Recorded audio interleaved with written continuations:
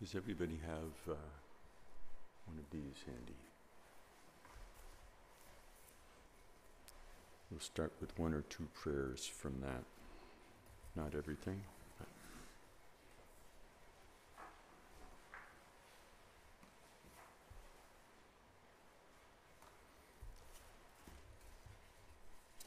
we'll do the refuge and bodhicitta, and then on page 5 there's the prayer to turn the wheel of Dharma. We'll just do that much for the moment.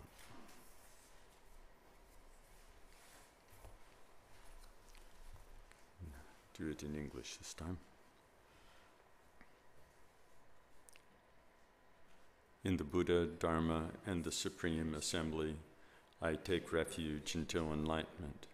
Through the merit of generosity and the other perfections, may I accomplish Buddhahood for the benefit of beings. In the Buddha, Dharma, and the Supreme Assembly, I take refuge until enlightenment. Through the merit of generosity and the other perfections, may I accomplish Buddhahood for the benefit of beings. In the Buddha, Dharma, and the Supreme Assembly, I take refuge until enlightenment. Through the merit of generosity and the other perfections, may I accomplish Buddhahood for the benefit of beings.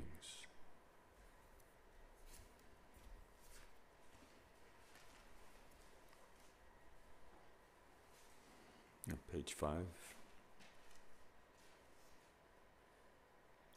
I pray that the Dharma wheel of the Mahayana, Hinayana, and of the teachings common to both be turned in accordance with the wishes and aptitudes of beings.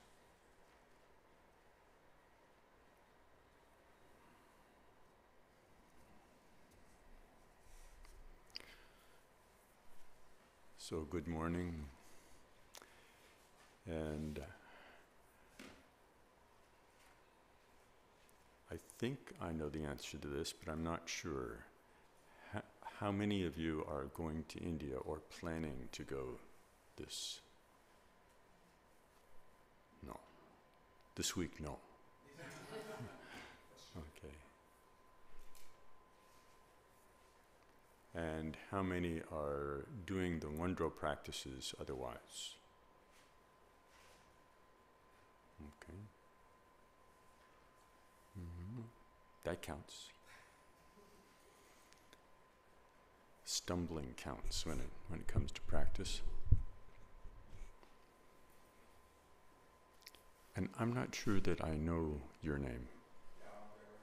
Barry? Barry. And are you from Corvallis by any chance? Okay. All right. As far as the yoga practice, this is all new to me, and Kathy's sort of like shepherding me along.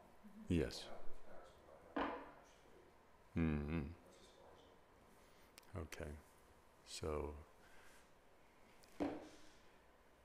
and how many have accomplished some piece of the Ngondro, have done some part of it, and have done some accumulations of parts of the Ngondro?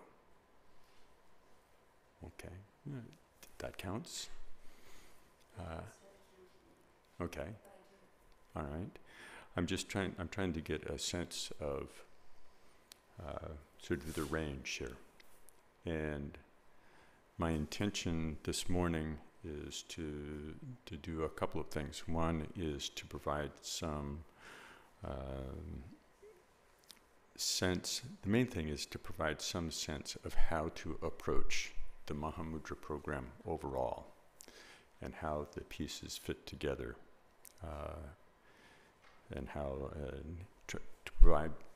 try to provide some kind of sort of central perspective that then you can always ask the question, how does what I am doing in this case or that case, how does it connect back? And even if the answer is not clear, at least you know that's a question to ask.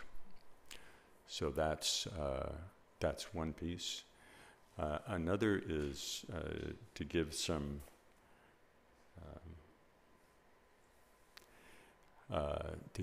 kind of experience about how to learn one of the practices. To take one of the practices, and I was thinking that we would just take the refuge and bodhicitta piece and go through that and talk about how it is that we would learn something like that. And along the way, there'll be some details, but mainly it's a matter of how to incrementally build a practice. Since one of the challenges for all of these practices is that, particularly going to the seminar where pretty much everything is presented in 1 week, it's like somebody inhaled and exclaimed one very long sentence, put a period at the end, and then you have some sense this is too much to, I'm lost at the first semicolon, and so I can't keep track of the whole thing, and so it's challenging. But try to give some sense how to approach the practice. And that leads to the third thing, is just to give some idea for those, particularly those who are going to India, what to expect in terms of the seminar, so that you can actually have some sense of confidence that there is a strategy for kind of finding pieces and then being able to get support to implement them later on. And the last thing is actually to talk a little bit about what we aspire to do in the coming year to provide conditions to support the practice of the Ngondro program, and Ngondro in particular, which is one of the biggest challenges, but the program overall. And at this point, we're planning to have some sessions every other month, right after the seminar, 2 months in a row, where we can come together and then go through the whole program and the pieces, and provide more momentum and more opportunities for looking into it. What we did in the past was more focused on just providing practical instructions or reminders of practical instructions regarding each Ngondro practice, each of the 4. And that provided some assistance, but it's easy to lose track of the overall sense of the program and the intention. So we want to try to do something different, continue the evolution of how we support that. So a lot of that will actually depend upon you and other people who are engaged in the practices, who are new to it or old to it. So those are the kinds of things that we'll be going over today. And I hope that there's enough time. Some of you may have, how many people have like particular things about a particular practice that you're doing that it's like, and if we don't cover that, then you feel like, well, I wish we'd covered that. So okay, so we'll have some time along the way for just to address kind of wherever you happen to be in relating to the practice, and whatever practical instructions or general perspectives might be helpful.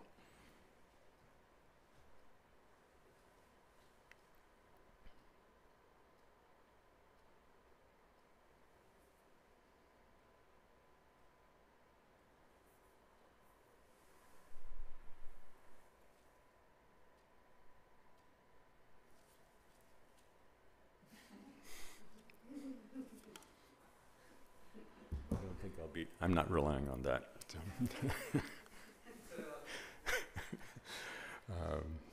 It's interesting. Nothing about it's right.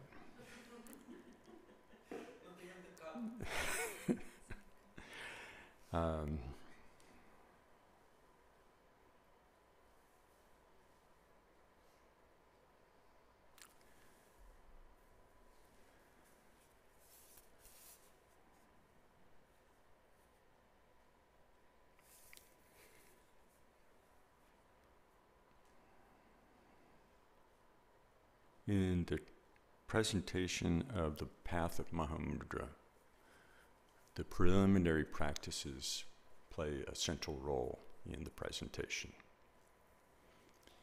And in the 1800s, Ngondro wrote a kind of a primer on how to do the practice, this is one translation, and this is a more recent translation. And that goes through the 4 thoughts that turn the mind, sometimes called the common preliminaries. It goes through the 4 Ngondro practices, often called the extraordinary preliminaries. And the text in its Tibetan actually went on then to go on to what is titled in this book, Instructions on the Main Practice, which is in this, it's the Shine Laktong Mahamudra, the calm abiding, insight, and Mahamudra practices. And that was considered too subtle, and so there was some concern about presenting that in here. And in this one, it is presented, but still within this, there's still a section that said, and we decided not to publish this one part of it. But still, it talks about this as the main practice. And in here, I wanted to pick out 1 or 2 things just so that we could have some sense of how to develop that, the core question. Because in all the elaborations that we do, all the elaborate practices that we do, actually are support for something very simple.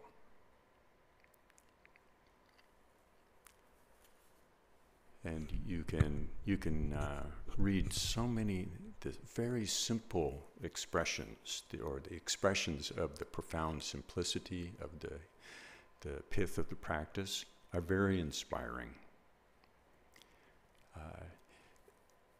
But also, just as Bokar Rinpoche in his during the 1996 retreat, the phrase that we often remember, so it was such a brilliant moment, wonderful, inspiring moment when he was speaking about things and came up to Mahamudra and he said, nothing to do, nothing to do.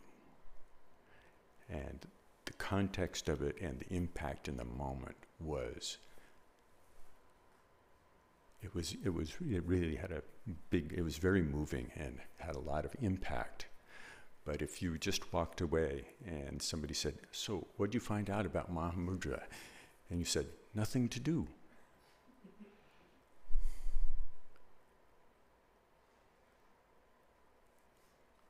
And then you think, well,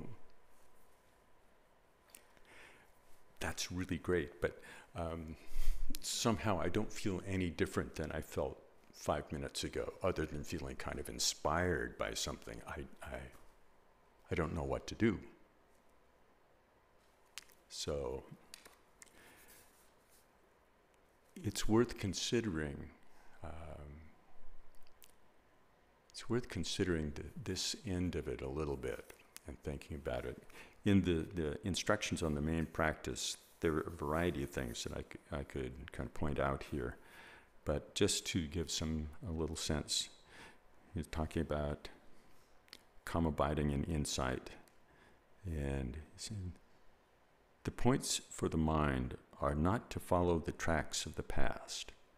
Do not think about anything that happened before. Do not anticipate the future. Do not speculate at all about the good or bad things that might happen later. Let the present mind be without altering it.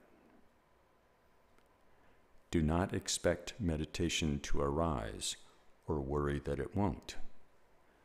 Do not be concerned and think, is this it or not?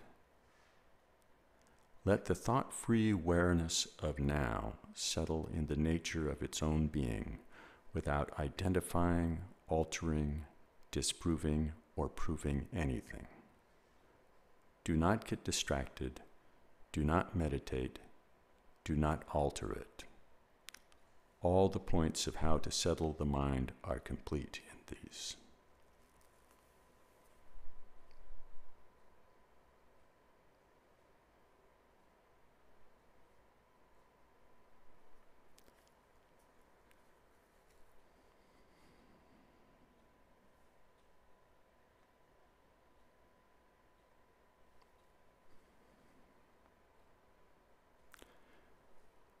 The sense of this as being,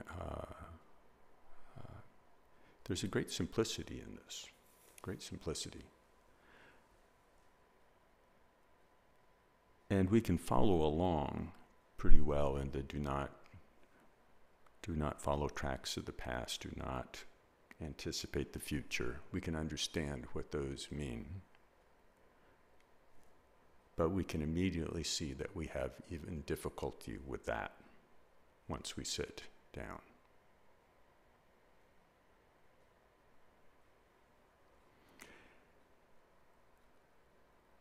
And then let the present mind be without altering it. There's a lot there, nothing to do.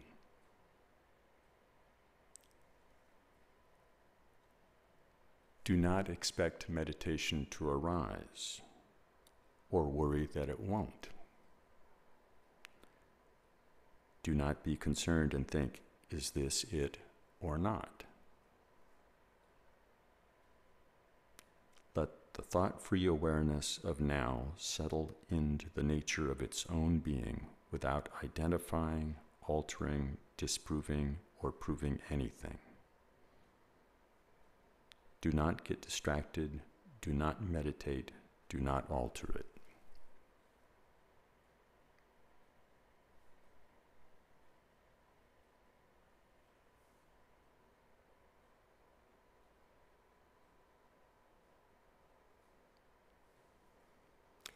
How is it that that seems kind of impossible when we sit and look at our minds?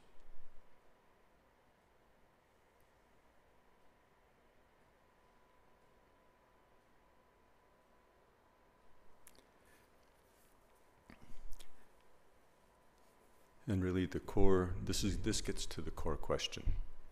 How do all the elements of the four thoughts that turn the mind, the Ngondro practices, all four of them, the elaborations of that, Tonglen, stages of calm abiding and insight, Chenrezig practice, how do they support coming to this place? How do they support this profound simplicity?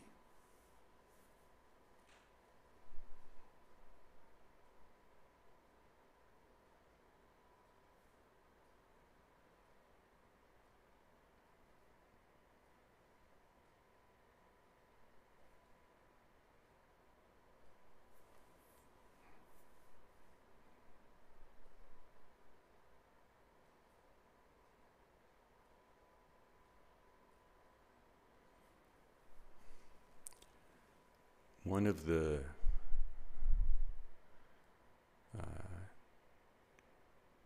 the challenges in thinking about something like this is that it sounds like it could sound very disengaged. just sort of this settled in. And it could sound like, where's the bodhicitta in there? Where's the loving kindness and compassion? Where is it?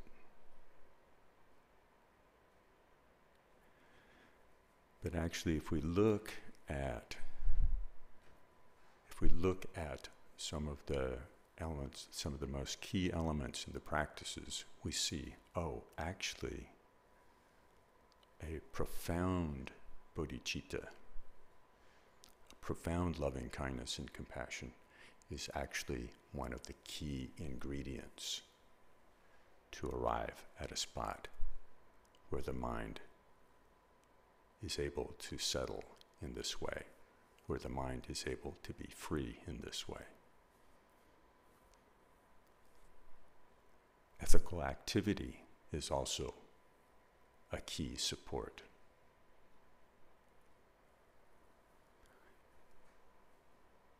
There are a lot of things that are embedded in this that are not obvious to start out with.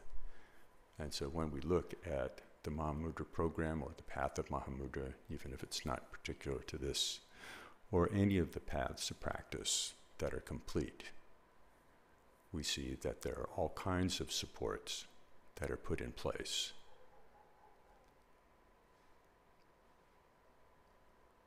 And they do allow us to get to this place where the sense of grasping, the sense of personal need, the sense of dependency on conditions is actually freed. It's freed.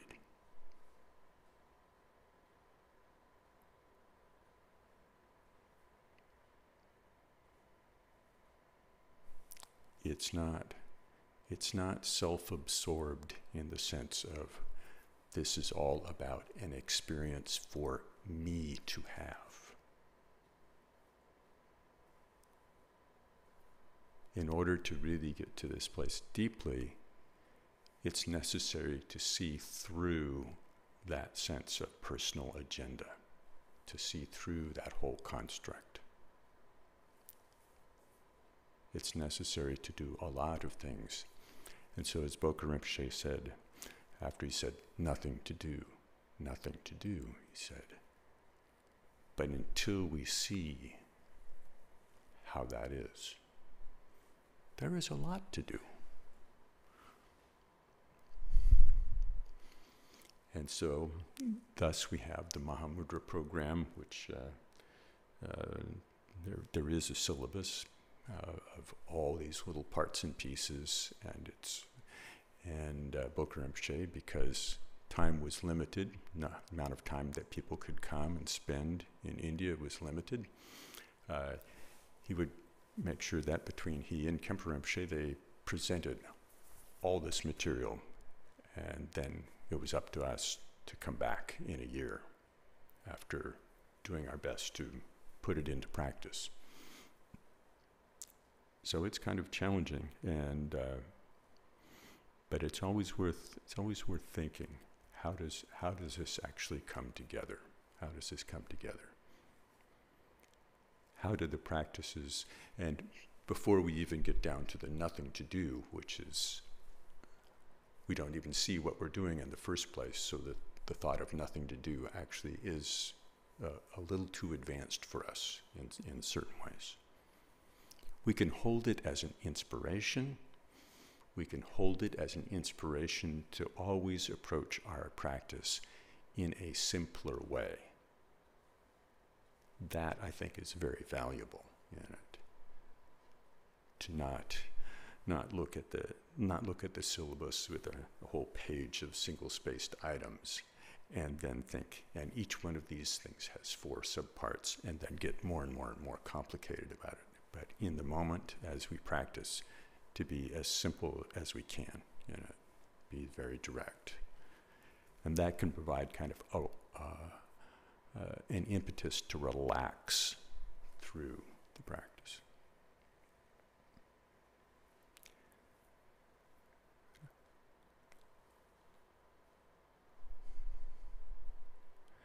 I've done some kind of personal experiments to sort of, okay, sit down, nothing to do.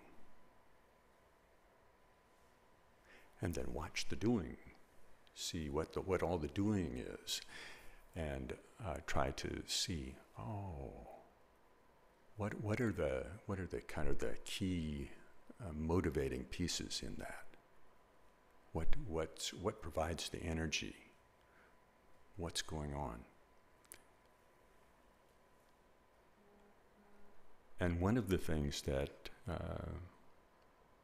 when I looked at it, I said, okay, and how easy is it to give up? How easy is it to give up? How easy is it to sell the practice short, to make it kind of small?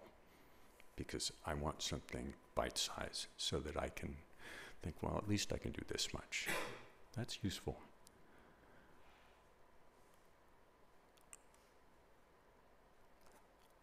But if we want to appreciate the depth of the practice, then we have to start looking at the components of what's of the practices that were offered, and to go kind of backwards from holding the depth of it. If we look within the Ngondro practices of refuge and bodhicitta and the purification, the mandala offering, the guru yoga, just to take seriously that we could actually be enlightened. That's one of the key things. So just working kind of backwards through this. The guru yoga, where we begin from the perspective of supplication, of identifying enlightenment as this quality that others have actually achieved. That's part of it. Part of it is to say, oh, it's actually possible. Somebody has done it. But then that quality is through the empowerments in the Guru Yoga absorbed into us. We have that potential. We're not fundamentally separate from that potential. So appreciating that.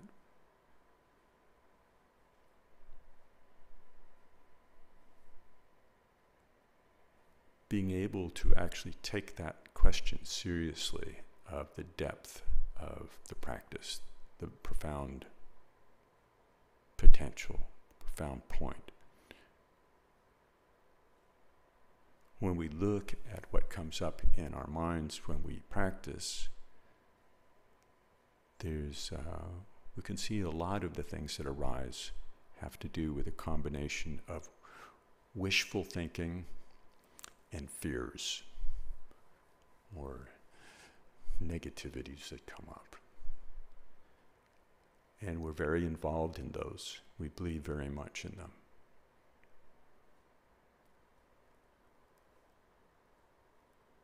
The mandala practice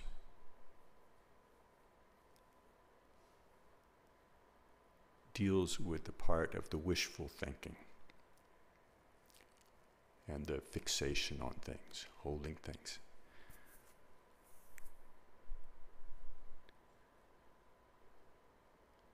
We all have a kind of if only thing going on in the back of our heads. If only I had this, or if only this was settled, if this was perfect, if there's some idea about how there is a condition or things that we could have, something where actually I wouldn't need all this practice. I wouldn't need it. But actually to get to the point of seeing the depth of it, we have to be able to see through that if only mentality. We have to see, and even to the point of letting go of the even if I was, as my mother used to say, Tsarina or the Tsar, even if I was the Lord of the universe, even if I had all these things, it's still not as profound. It's not as valuable as actual liberation from dependence on those kinds of conditions. So all the things, all the energy that I put into things, to put them into the Dharma as opposed to put them into getting and acquiring and holding them.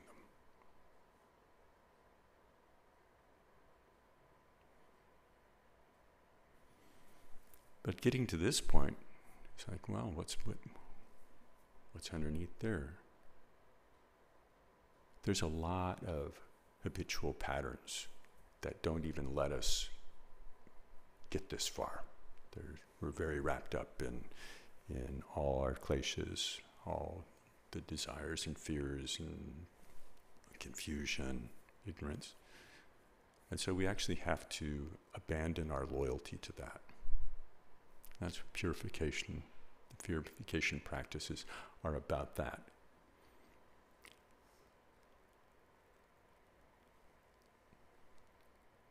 And in the Vajrasattva, it's the mechanics of it actually are very kind of key to understanding the flavor of purification from the Vajrayana point of view. Because we're not primarily connecting with the list of all the wrong things, all my wrong habits, and clipping them off one by one. That's not the core of the practice. The core of the practice is actually to allow the profound, to open to the profound positive qualities of enlightened beings, positive, and fill ourselves with that. So it's actually, there is the aspect of we see ourselves being filled with the nectar of Vajrasattva. We're filled with it. And all the negativities, then they leave on their own. They dissipate. It's supported with the caring practices of really paying attention to our behavior and being clear about what to do and what to avoid, and creating the resolve to really deal with those things outside. But within the practice itself, it's this filling with this profound that we're entirely filled with. And we finish that practice all again with this sense of identity with the enlightened ones. The identity with, in this case, Vajrasattva. But we couldn't even get to this point if we weren't oriented, if we didn't have a sense of general orientation and appreciation. And so all these rest on refuge and bodhicitta.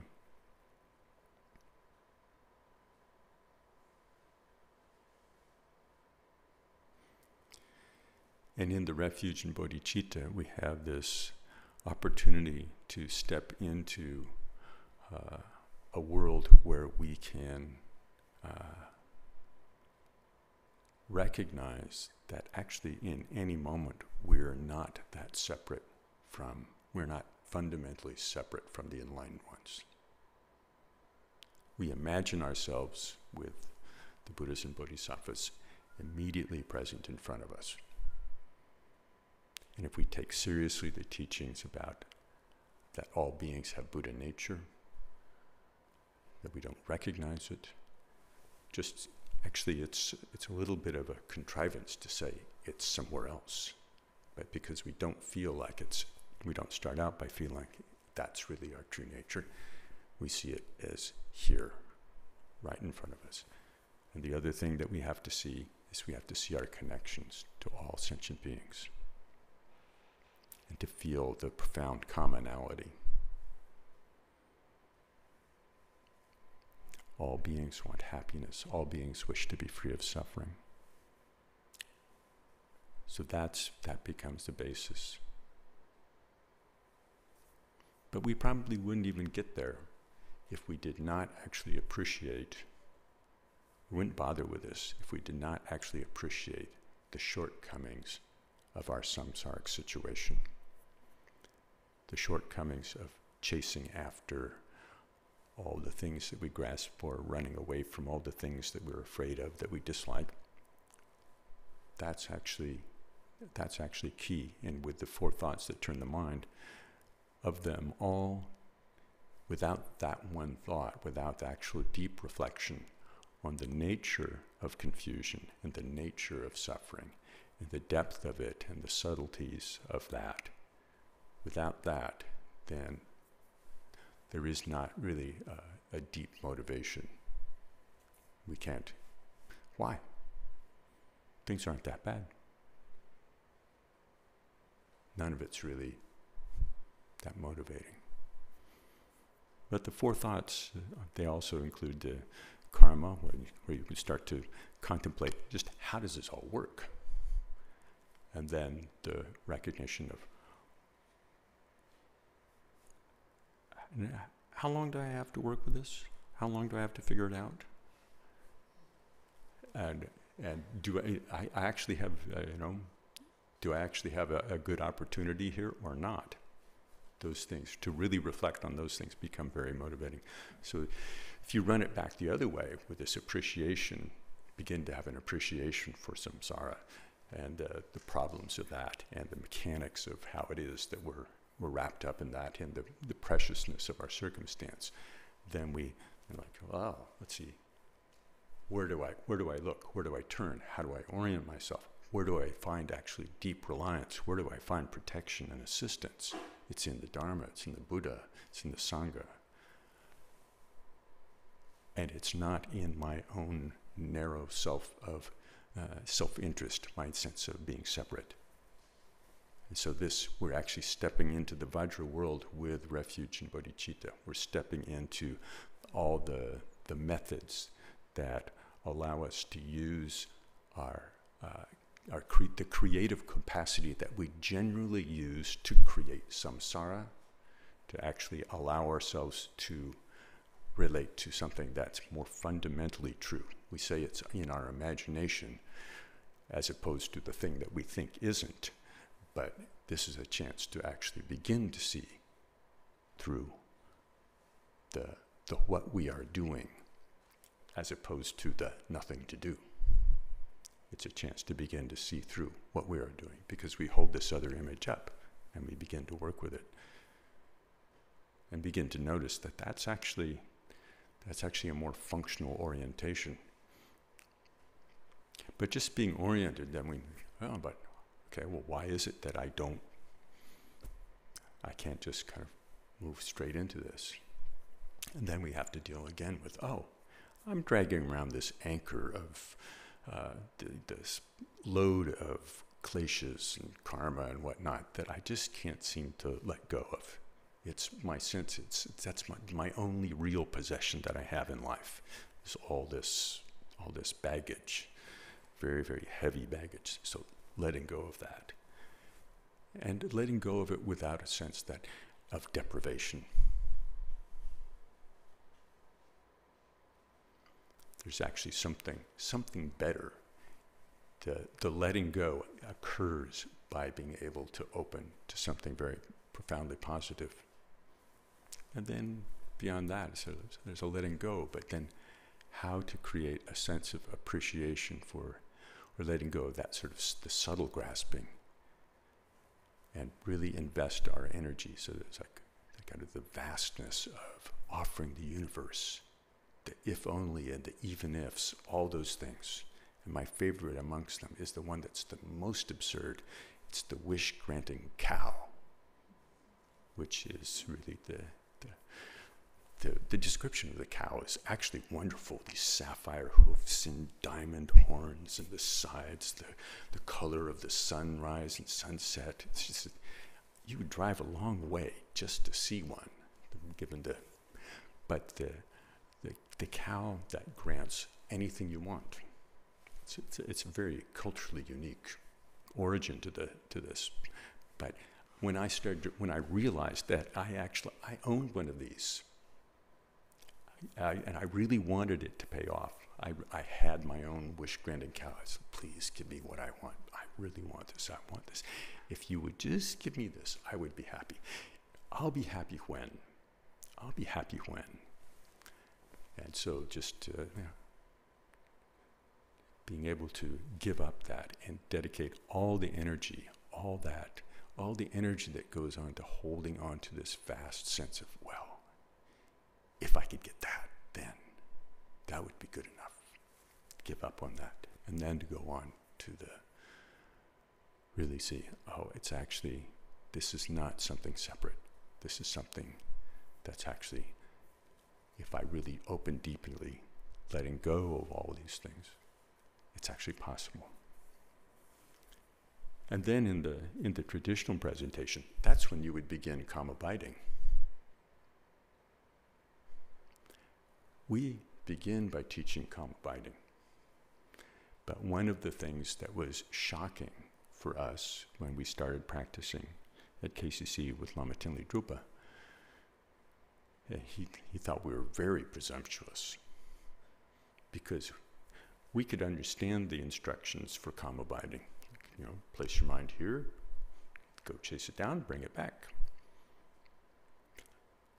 But his sense of it was that, like, no, actually, to really do this practice,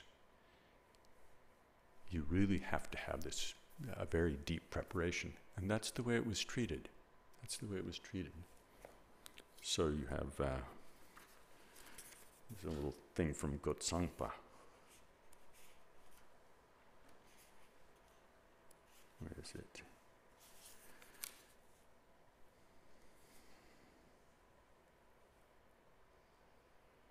Oh, there's a little lead up to it. You will also develop certainty in the Dharma and the Guru, and you'll be delighted with yourself. Though numerous distractions will still produce the appearances of the 8 worldly concerns, from the moment mindfulness returns, you will not need to do much to correct it. Just letting the mind be is enough. When this happens, it may seem that you should consider yourself to have partially realized your nature, but still that alone does not get you anywhere. So meditate till you die. Sacrifice food, clothing, and conversation. Let your heart be penetrated with devotion. Do not take even the slightest interest in the activities of this life. If you can do this, you will reach the end of your Dharma journey. Lord Gotsangpa said, when he's one of the most amazing wandering yogis, he said, because I had intense devotion for the Guru and was as diligent as if my hair had caught fire, I saw the nature of mind properly after 20 days. After 3 months, I was not affected by situations during the day, and after 2 years, that continued day and night. The notion that it would take just 2 weeks for this kind of what we would consider, whoa, kind of profound level of insight to arise. The notion it would take two weeks for that, it's very clear that that didn't happen. Perhaps for him it happened in one life without, or just within, he just started, sat down, he had that devotion. But it's clear probably if it did happen like that, it was the energy of past lives. But there's probably also a lot that he did up to that point to create the ground for that. Sometimes we unfortunately have the phrase running around like your hair is on fire, which indicates a kind of panic. I think in traditional societies where you had open fires in cooking, your hair caught on fire with some regularity. And so the notion of when your hair's on fire, you just put it out. You don't do something else first. You don't go and talk to the neighbors while it's kind of smoke's curling up and the flames are getting closer to your skin. You just put it out. So that's when you hear this like, practice like your hair is on fire, it does not mean go into this state of crazy panic. It's, you practice like, I know what to do. I know what to do. I do it directly.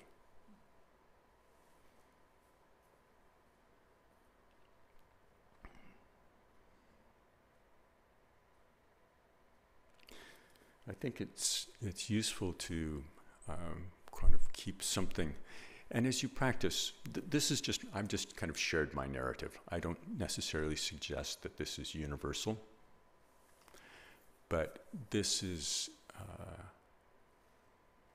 to have some kind of relationship with the practice so that it does, you begin to see how it all ties back into a very deep central point, a deep central piece. I think it's very useful, especially when you're presented with something like the Mahamudra program, or you go to some courses where they present either the Lam Rem or whatever it is. It's necessary. It's very, very helpful to have a sense of the central point, something in the middle, where the heart of the matter is, you could say, a little bit warmer phrase, where the heart of the matter is. And then it's possible to have a sense of, particularly if you have get some advice, how to, if you can't see for the life of you, how this piece, this weird thing here, like the wish-granting cow, who believes in wish-granting cows? Everybody raise your hand, you all group, believing in wish-granting cows? No, you didn't. How does a wish-granting cow relate to this central point, the heart of the matter? How does it? It should be possible, and you should feel always free to pursue those questions. And if you can't get satisfactory answers, then you come around to something else. You approach something else.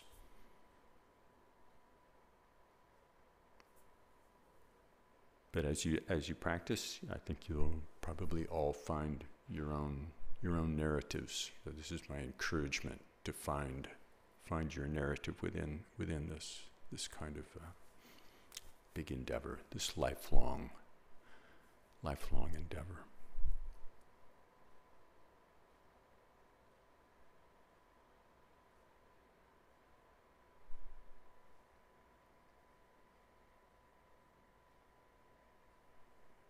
So that was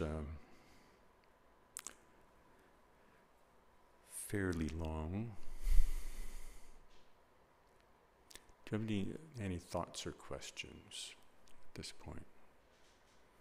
We will take a break rather shortly, but I want to sort of begin the question process a little bit, the discussion process, before we Phil. Way back, you said, what is the difficulty in all this? Mm. And it struck me that the difficulty is sort of the bootstrapping nature of it. Mm-hmm. And it occurred to me when King Augeas came to Hercules and said, clean out my stables. He looked at the stables and he knew he couldn't do it. But he used skillful means. He rerouted a river through the stables. And that did it for him. Somehow we just can't rely on the impure mind to purify the mind. Mm. So I was kind of stuck in that conundrum. Ah, yes. Yeah, there is that notion of, you can see how you could use the impure mind to get yourself to the point where you would actually painted most of the floor, but that you were standing in the corner. There's another good picture. Yeah. But you can see how it is. We can use the impure mind. We don't have to have it all nailed down perfectly to notice where the serious rough edges are. Well, we do need a river. Yeah, that part. But that's, if we look into the various practices, we begin to see where that river is. That the river actually is right in the middle of the impure mind. Okay. We'll just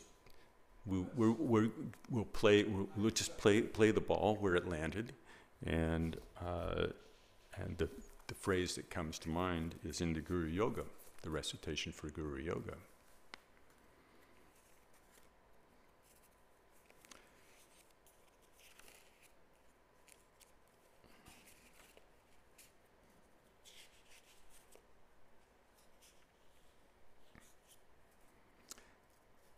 the main recitation there is, I pray to the precious Lama, grant your blessing that my mind may give up ego clinging.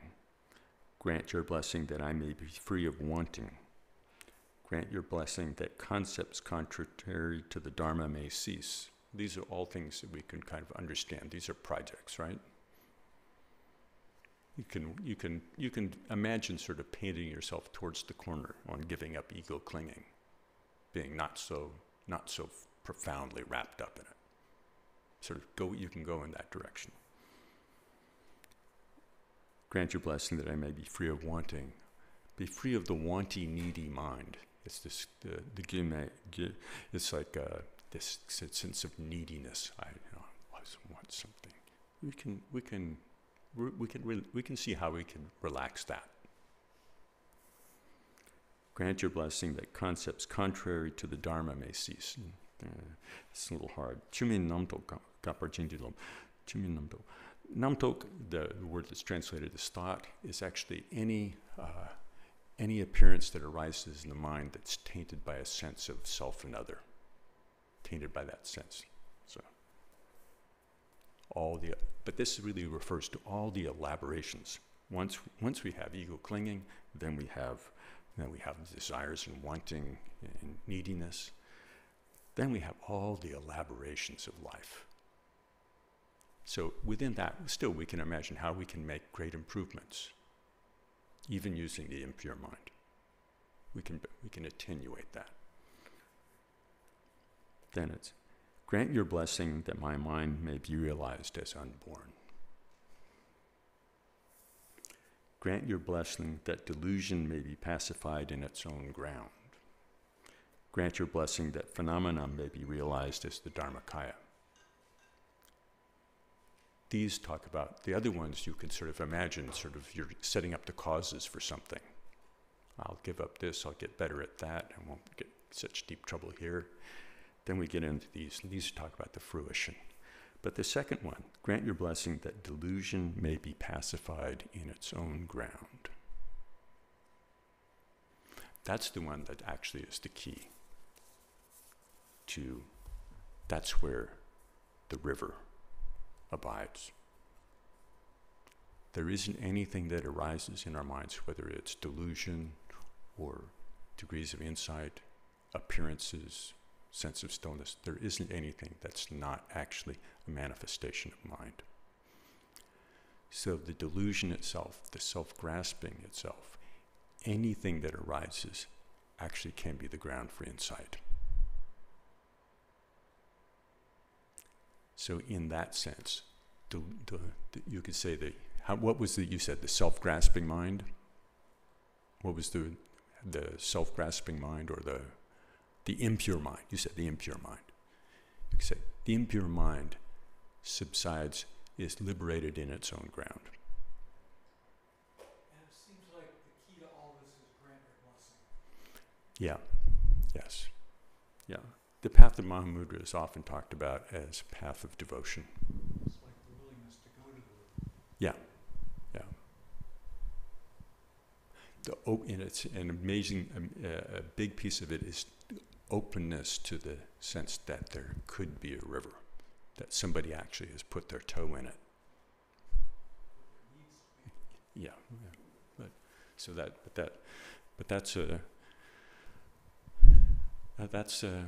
an excellent question. It goes right to the heart of the matter. But that's one of the elements that's in here, is to see how that works. And then from there we can actually go into the calm abiding and insight practices and have a sense.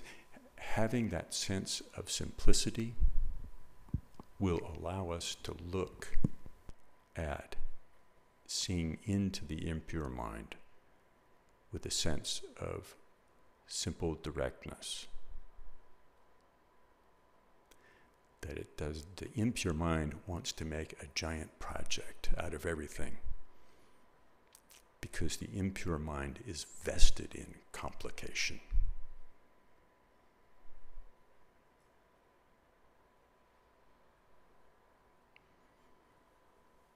So being able to relax and be simple in the middle of it will allow us to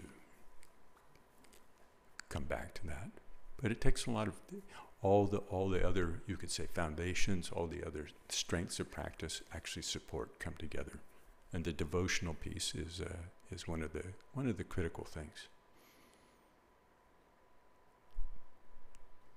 That sense of inspiration, connection, openness, profound appreciation, that allows us to relax. That allows a kind of simplicity to arise.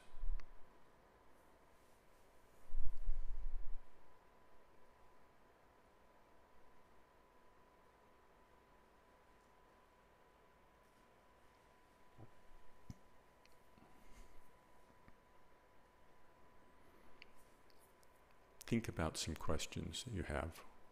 We can take a break now for a few minutes. Let's take a break in silence so that maybe you can keep reflecting on anything about this as a general perspective. And then we can come back.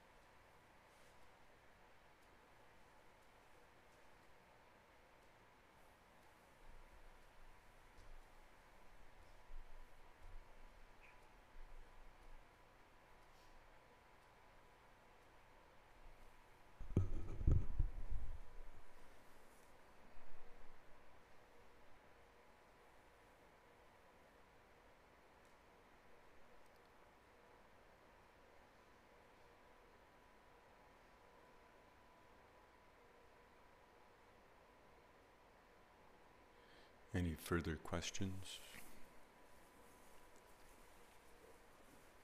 Tracy? Is it on? Okay. Yeah. This may go back to the river metaphor, and I'm not sure. Well, let's see. I feel like when I practice Tonglen,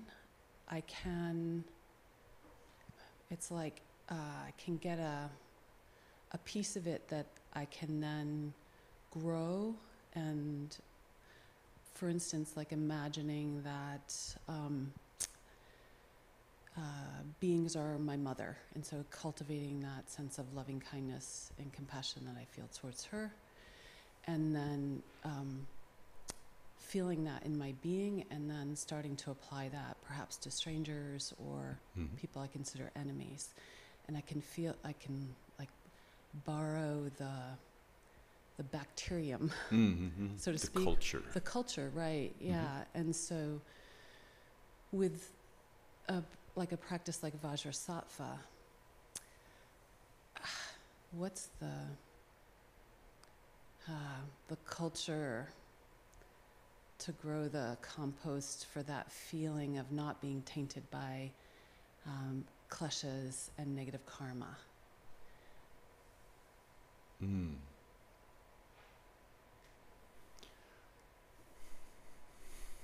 that case,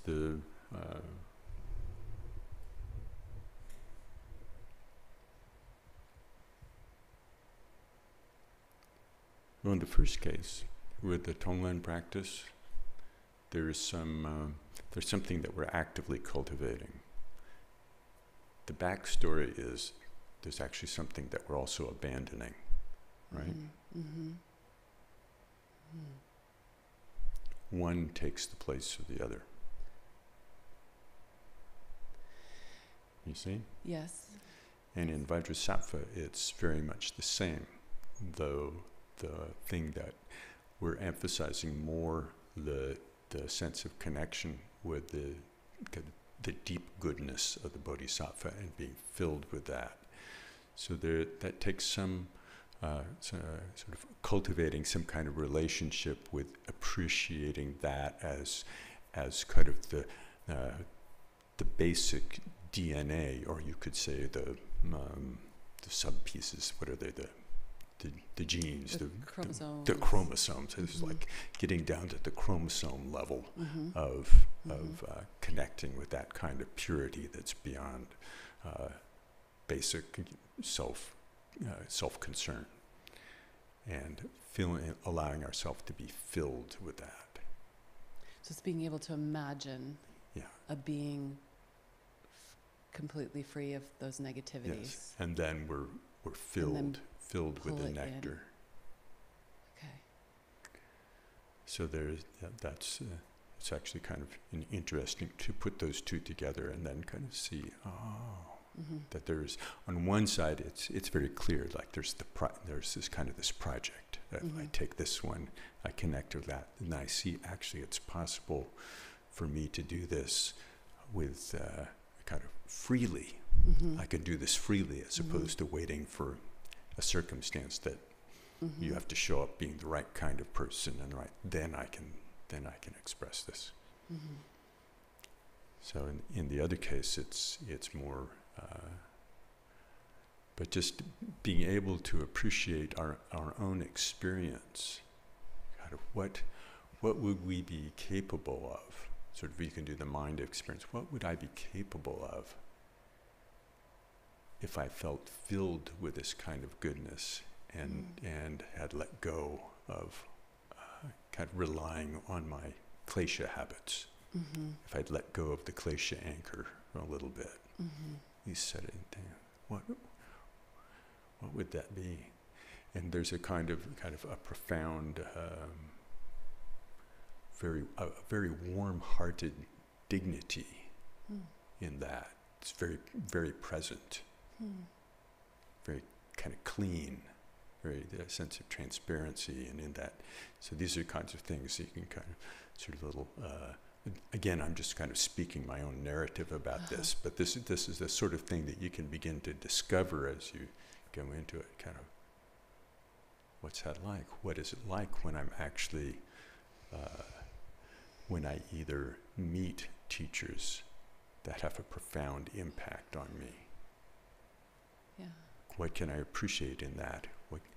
What can I appreciate? How can I appreciate the kind of the possibility for being filled with that? Okay. Or That's just helpful. something that we've read, Mm-hmm. like an amazing story of some teacher Mm-hmm. or anybody who's done something kind of remarkably inspiring, Mm-hmm. and kind of just think back to what's the font of that? Mm-hmm. Mm-hmm. May I be filled with that. Mm-hmm. And in being filled with that, may I see that I don't actually need to hold on to these other things. Mm-hmm.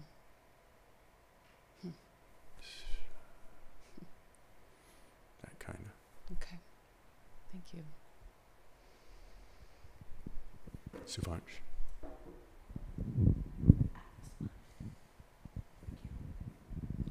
So, there are four practices in the Ngondro, and it's easy for me to relate to some Mm-hmm. and find joy in doing some. Mm-hmm. Others, they make sense. Logically, Mm-hmm. but and they don't inspire. And so, if I have to do 100,000. I often wonder about how long it's going to take. So, for each of the four, what are your thoughts on what's the key ingredient? Well, that's really what I was just speaking my own narrative earlier when I talked about each one of them. That sense of in the refuge and the prostration, the kind of being able to turn my whole being towards the Dharma and feel connection with that and feel being in the presence. And as Lama Tinley once he said, it's like you're on a really cool day, you come around the corner and the sun's out and the sun just strikes you and you just feel like, sort of feeling in the presence of the enlightened ones like that, and feeling this deep connection with others, and being able to really put energy, to kind of develop energy. So for me, that's the kind of, there's a key there in that. That resonates with me. That one is the easiest one for me. Mm-hmm.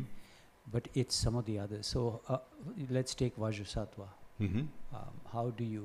What's the sense of Vajrasattva? Because I had one teacher say that they were so much, they took such an affinity to the Vajrasattva that after 3 rounds of it, they thought that actually physical worms came out of their body. Mm. So they seem to have connected with it. But for me, I don't know. So that's why, if you can just talk about Vajrasattva and the others also.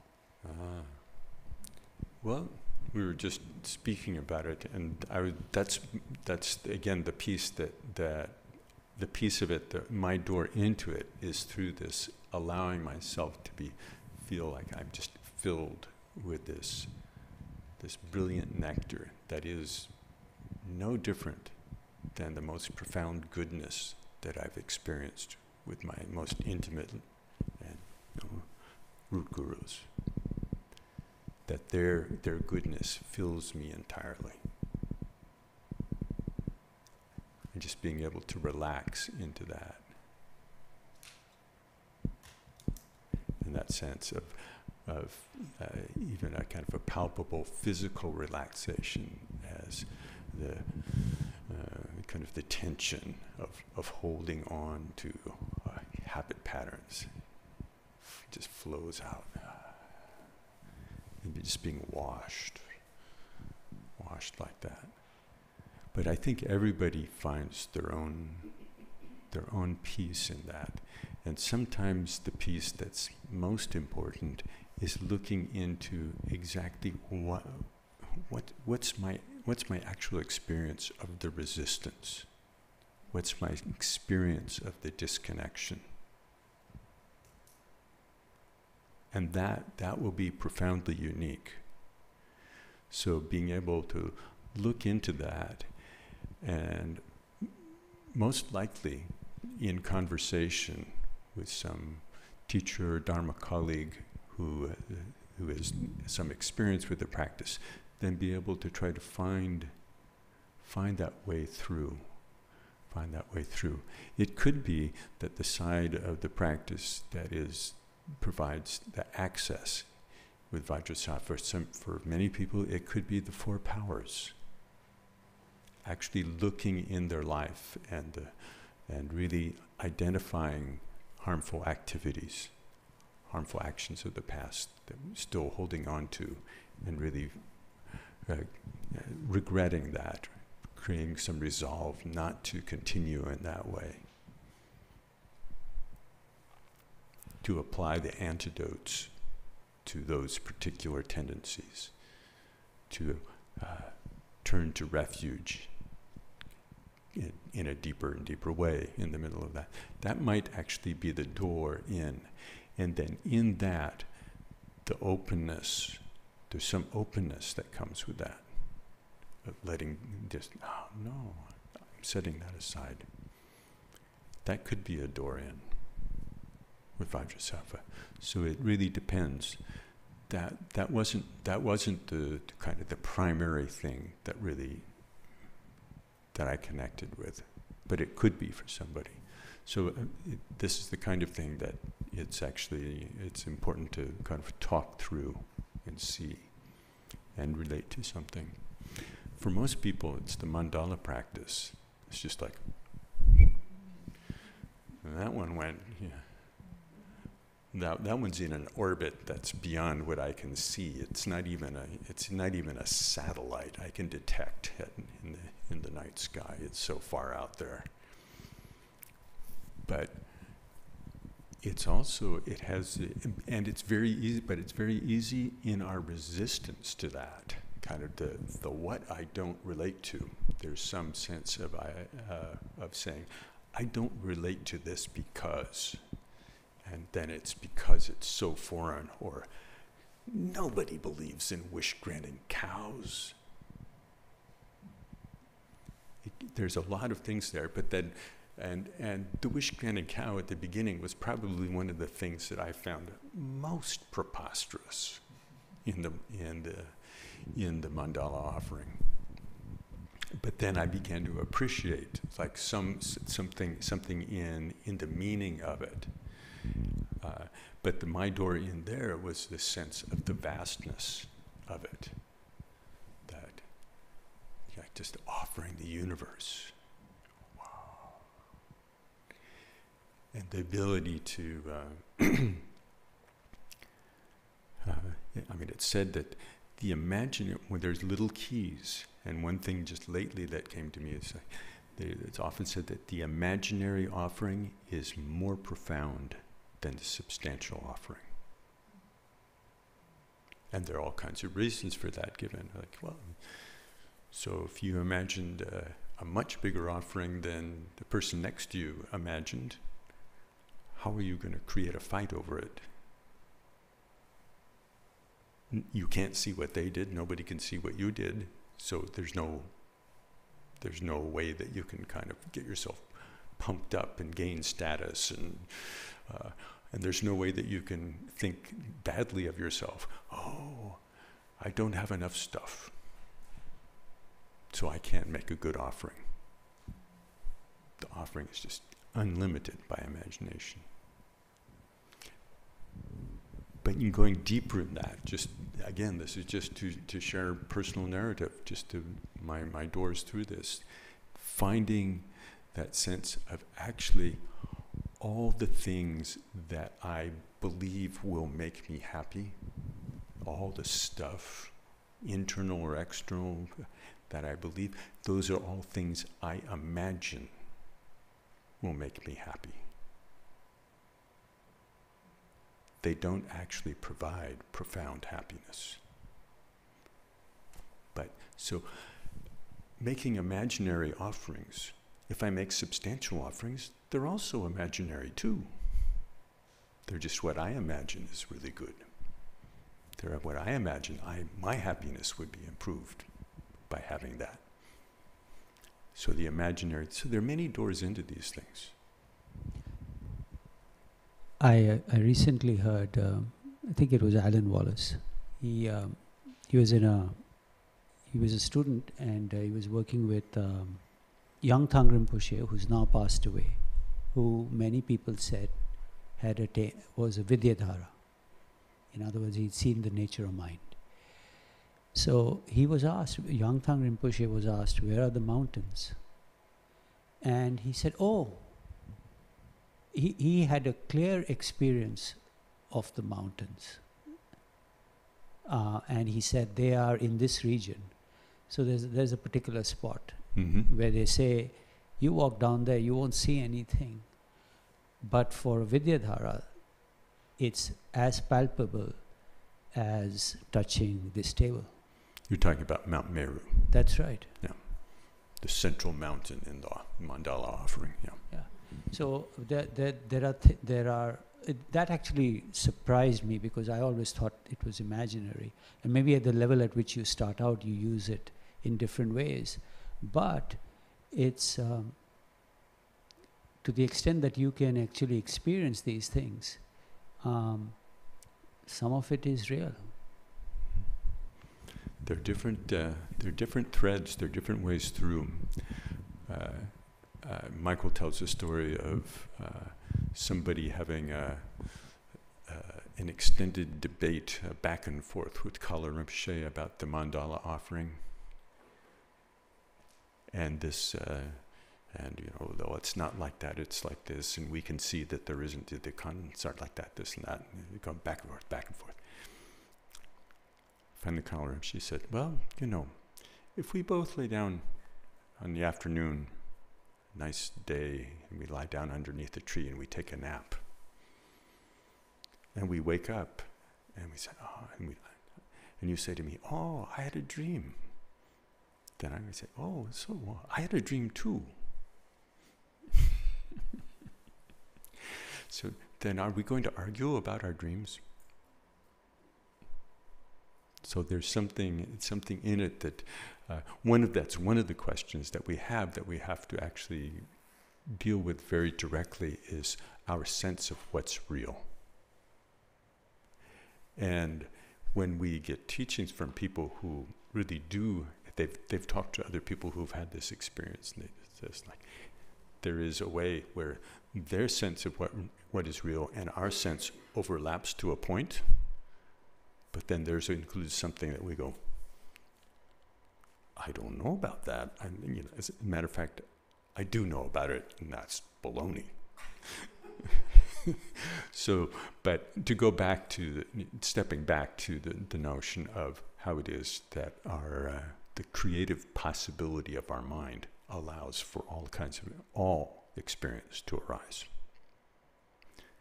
Then there's a way to step back a little bit.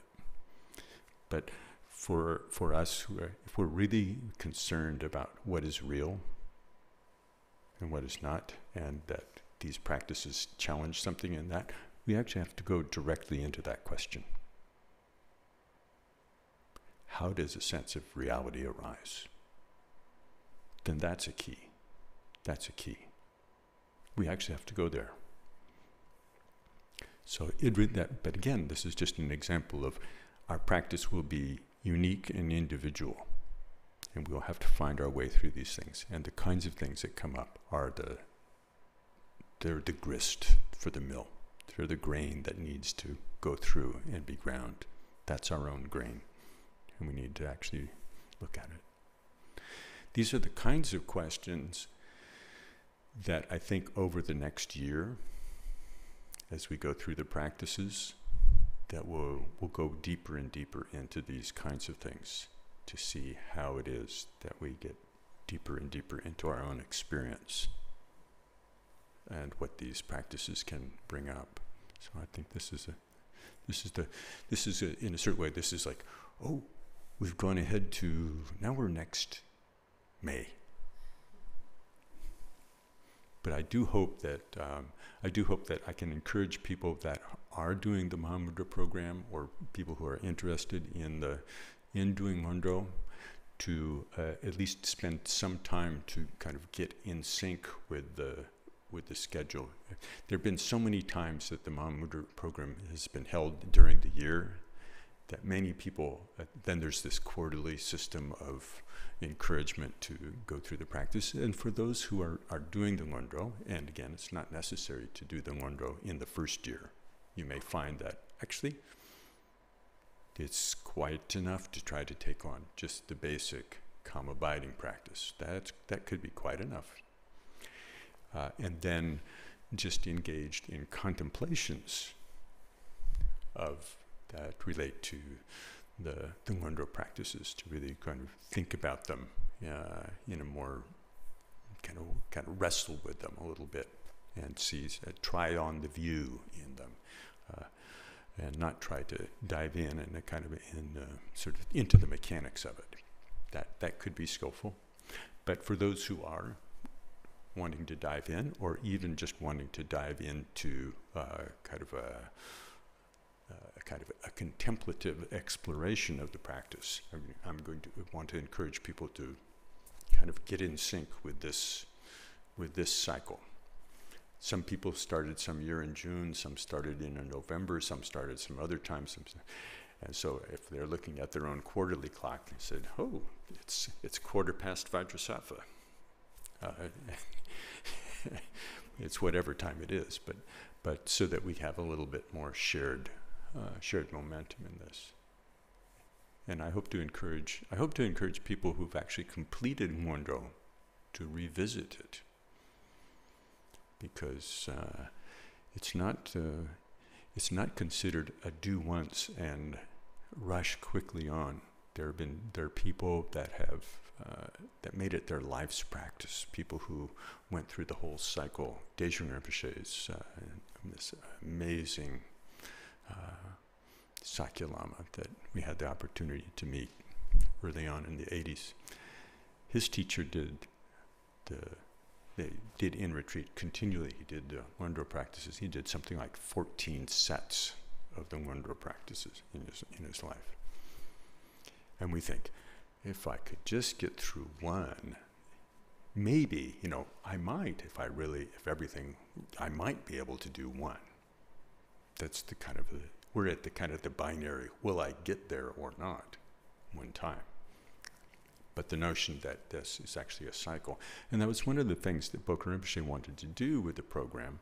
Instead of having people begin one and do 100,000 and then another 100,000, he was very interested in people doing the full cycle of the Ngondro practice, so that you could have some sense of it. You could have some sense of the whole picture. And going through it again, then after you're informed by going through it once, you go through it again with either making an aspiration to do 5,000 of each of the practices, or 10,000, or whatever it was that he suggested those two. Maybe 5,000 for the first year, because there's a lot of overhead in learning the practice. So that's a piece of it. So, but whatever it is, so that there be some chance to go through and have some experience of all four, because they really do hang together as a kind of a set, and then to be able to do that over and over again. So to encourage people who have already done it to revisit it a little bit, and I hope that it becomes part of a few people with some extended experience will be able to participate too. Linda. So Ngondro practice is one of the practices in the Mahamudra program. Mm-hmm. Are there specific practices that are in the Mahamudra program? Like we have this prayers of the Mahamudra program. I'm still confused about how everything fits in, and the steps that you're supposed to take, and possibilities, different options, Mm-hmm. if there are any, And what exactly is Mahamudra program? Is that specific to the Kagyu? Mm-hmm. And just trying to get things organized in my mind, and I don't know if that's possible or. Well, let me start by going back to one of those stories about how we had to walk 5 miles through the snow to school every day back in the olden days. The first time that Dora and I went to the Mahamudra program, there was no booklet with prayers. And it was only because we were familiar with them by ear in Tibetan, having recited them over the years with Lama Tinley, that we go, which one are they doing now? That's what is it? So we had to put together this set of prayers in order to kind of be able to document what it was. And all the stuff that we've done to document things, including the outlines of each of the Ngondro practices, we did that in order to facilitate things. All that aside, we're still at a point of still providing more documentation and outline. And so it would be actually, I think, very helpful to, over this next months, to put together more of a documented outline of the pieces and how they go together. Because it is a challenge. I'm just looking here. So I don't know how many different elements there are on this page that Michael put together as syllabus. It's just a list of things, all the things that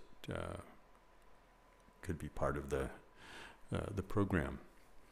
And it's a lot to hold together. But the basic thread of it was the progression of the calm abiding insight Mahamudra practices over time. And that practice supported by the daily recitations that are in the Blue Book. Then there's the Ngondro practices and the 4 thoughts. Those are key. And Chenrezig practice. Within the daily practice, there's also taking and sending. There's some other pieces to it. With the insight practice, there's some guru yoga with Milarepa that goes along with it. So there are pieces to it. But the main thing really that Bokar Rinpoche wanted us to do was to maintain some momentum in our practice. So my sense is that if we are actually maintaining momentum as appropriate for our level of practice with the calm abiding and insight, if we're maintaining momentum with that, we're actually carrying the core of the program. To the extent that we can also go deeper into the foundational practices, the Ngondro, then to carry that as a piece of the program. So, and the Chenrezig was also in there. There's you could say that the calm abiding and insight with the little bits of contemplation of bodhicitta and tonglen that go along with that, and we should be outside of our formal practice, kind of studying more deeply and kind of cultivating bodhicitta and carrying that, doing the mind training. All those things are very supportive. So that's a piece of it. There's kind of a Mahayana piece of it. Then there's the bridge into the Vajrayana with the Ngondro practices. And then the Chenrezig practice is actually the introduction to just a standalone Vajrayana practice.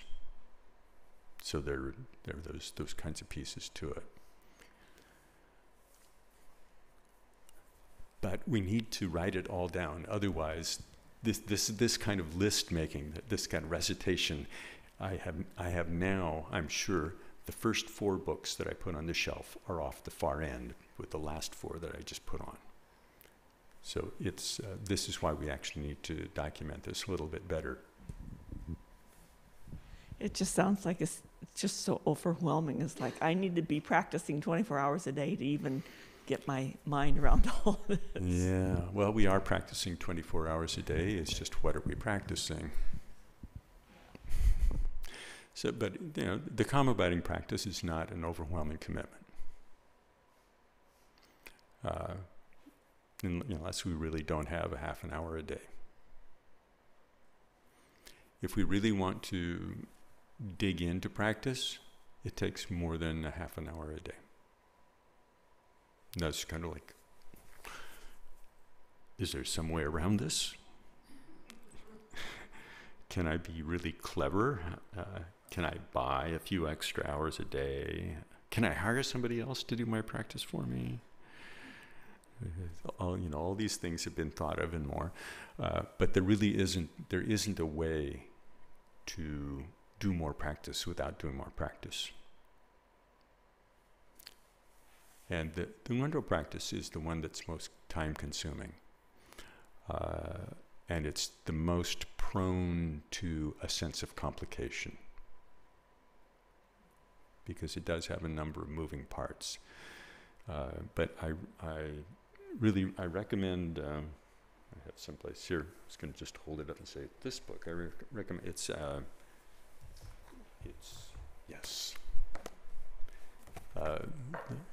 Ringu Tulku's book on Ngondro, which gives you almost no details about kind of how the explicit bits of this and that and the visualization and the parts and pieces, but he talks more about the sensibility of each practice. I wouldn't say, even at that level, I would say it's not comprehensive, but that's just fine. That's just fine, because comprehensive just starts to equal overwhelming.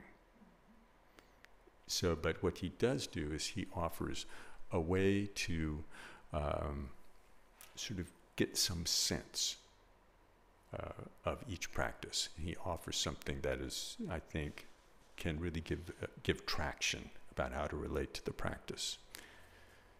And that, I think, that's the most important thing. The way that the practical instructions are given, if they're just given all of a shot, impossible. Especially if you're starting out. You can't say, well, just visualize the refuge tree. What's the refuge tree? Oh, it's this tree in space in the middle of this vast plain in the middle of a lake with ducks in it, and already that's like, I can't do that. So, and then we haven't gotten into even kind of, well, it's not just the guru in the center, but it's Vajradhara. Well, what's Vajradhara? What does that look like?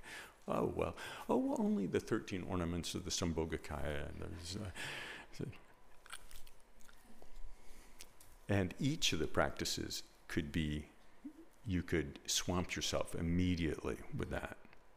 So going with details, you could say, I have to know all 13 ornaments of the Sambhogakaya and how those are on all the different yidams. How many yidams are there? And somebody will cheerfully say, oh, there's 750, I read someplace. Like, okay, you're cooked.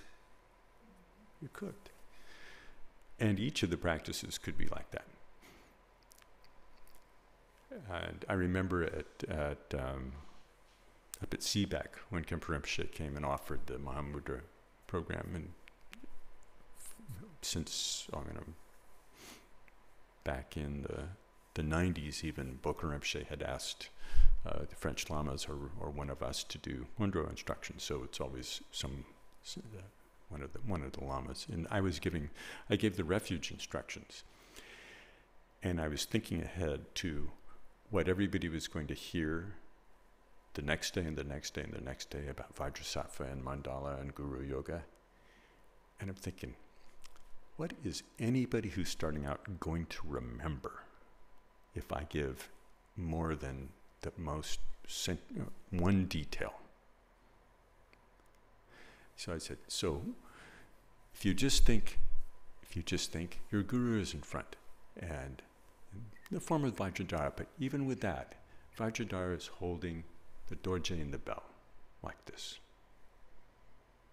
The union of wisdom and compassion. Just holding that much. in the sense that all the sources of refuge, all refuge is there.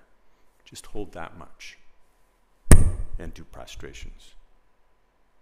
Just think, your family is right there.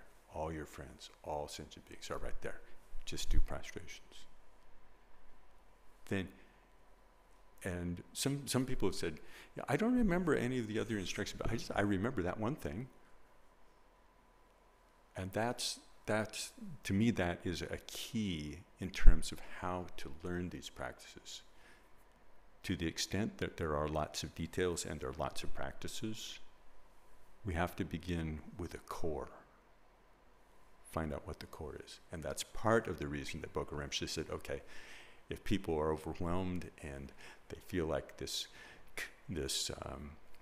offering of a commitment to do 10,000 of each of the Ngondro is too much, and then they don't come back, they stop practicing because they didn't think they were good enough, something's wrong. So always coming back to that thing that's closest to the core for you. And as long as you do that, then in my mind, you will always have kept your commitment. That's 100% in my mind. You don't need to think, oh, I might talk to Bill and he says, well, how's your practice going? He says, oh, terrible. All I'm doing is, if you say, all I'm doing is, you've got it. There's something there. You've kept up, you keep going.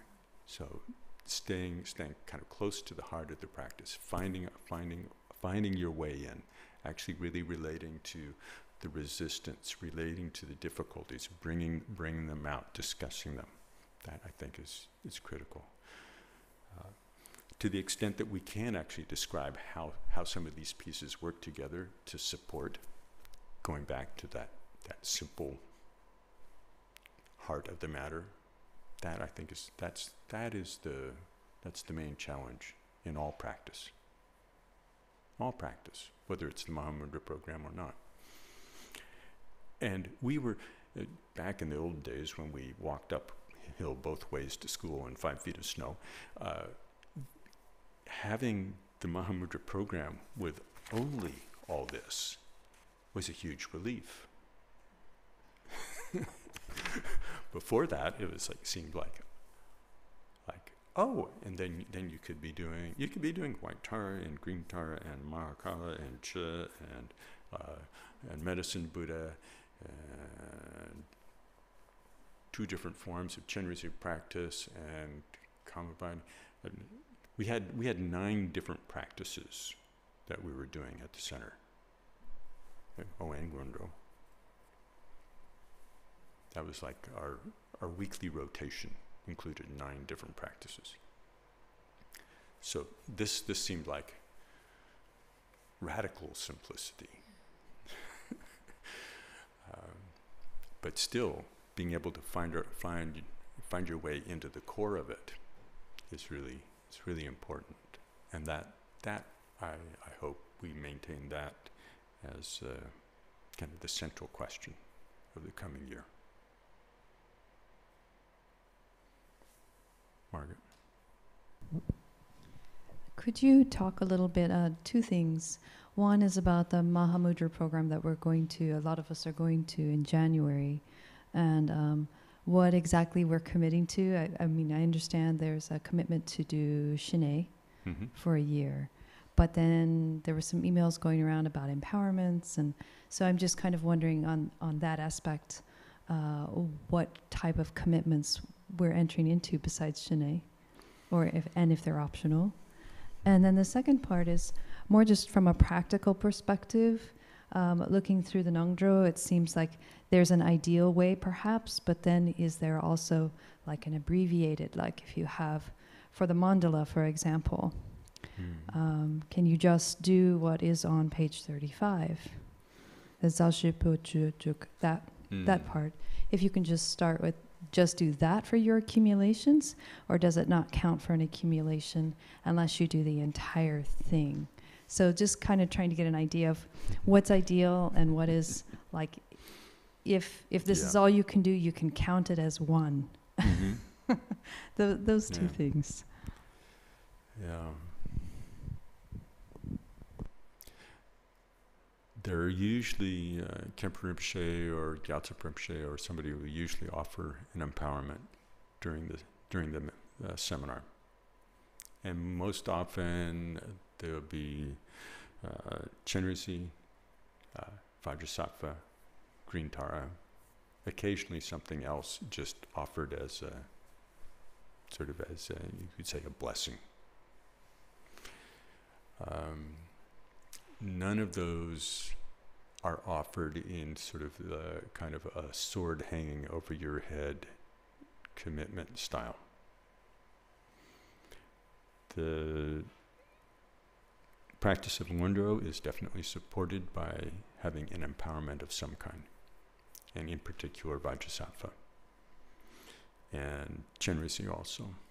So those two are, they're kind of core. They facilitate doing the Ngondro practice, and they're really for the long term really important to have for the Ngondro and also for Chenrezig practice. But again, they're not offered like, oh, now you're taking on such and such. That's not the way they're offered. Bokar Rinpoche's perspective on the annual commitment, often the word the commitment is used. I have come to gravitate to the word committedness. That we should, the important piece is our internal sense of committedness as opposed to some external pile of chips that we can count towards something. So that's the reason to sort of offer a yardstick in terms of a commitment is so that we might recognize our committedness and see that and encourage that. And that he literally burst into tears when he was told that people didn't come back because they were, you know, a couple of thousand short on Guru Yoga for having completed the commitment.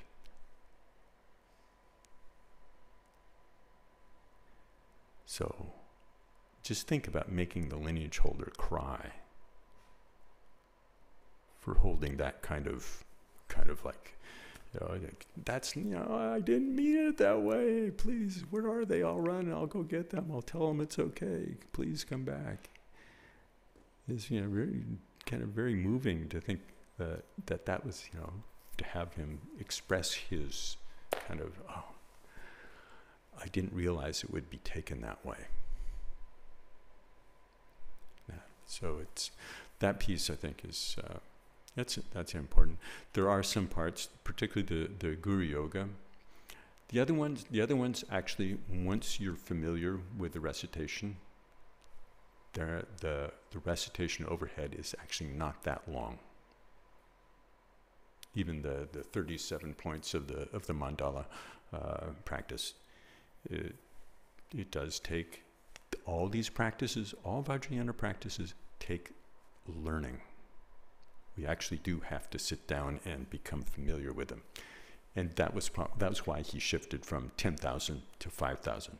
So whatever it is, I think it's probably more important to say, if I have 20 minutes at the beginning, I will spend my 20 minutes, and there will be an accumulation of merit in the act of learning the practice, not wasted. We tend to think it's wasted unless I get to count one. But that's a mistake. It's a fundamental error. So, but when we want to, with the Guru Yogi, said there is an extended lineage prayer. He said, that's not necessary. That could just take, you could spend most of your time reciting that and not get down to something that's closer to the heart of the matter with the prayers. There are a number of remarkable prayers of aspiration that are included within the Guru Yoga recitation. So missing those, you should spend some time when you can with all of them. But it's necessary to be skillful.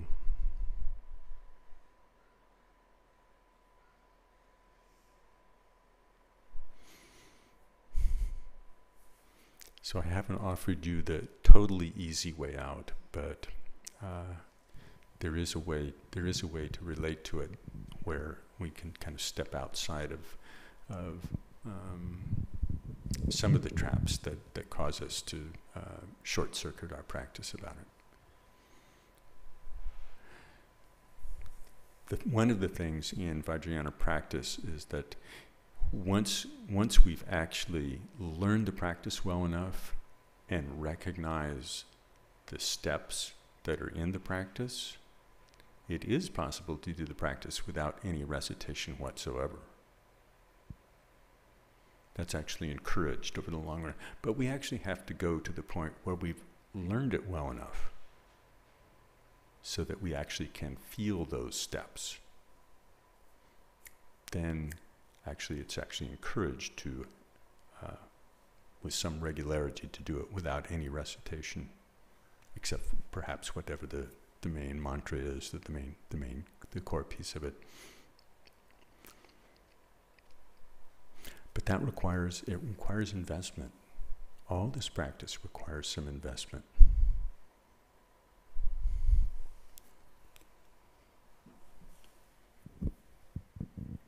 And you often look like, well, it's not quite what I was looking for.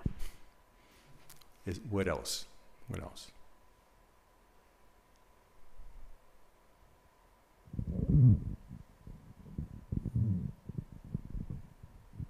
Okay, so I hear what you're saying, and I agree with that it's not necessarily the count, yet the count is there. Mm-hmm. And I plan to finish the count. Mm-hmm. I plan to go to 100,000. So I need to know what counts as one on a practical level. Yeah. And the other thing is that yes, it is a practice, and it can be a lifetime practice. But really, my focus is it going to work? Is it going to be effective? I'm more interested in the purification aspect of it, and the preparation for preparing the mind, not just something to do. And I know that it takes me, where I am now, it takes me 40 minutes to do a mala of Vajrasattva, just the 100 syllable. Mm-hmm. And then I look here and I see there's all this prep in the beginning and prep at the end. And so just practically speaking, do you do the prep first and then you do your 100,000 or your count, your mala of the 100 syllable, and then when you're finished with your accumulations, do you finish the rest of the confession prayer? So that kind of detail, I guess, is what I was hoping to talk with you about today. Yeah. We do actually have outlines of how to go through each practice. I can share that. It's I finally managed to get something to print in a way that worked. And for each of the practices, there are the steps in the practice. And it's encouraged. At the beginning, there's 4-line prayer.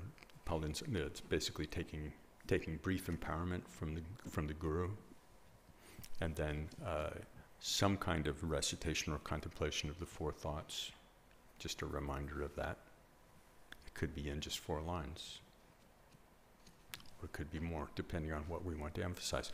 We could be doing more of that, more contemplation in relationship to the Kama abiding practice. Because there's some contemplations that go with each day with that.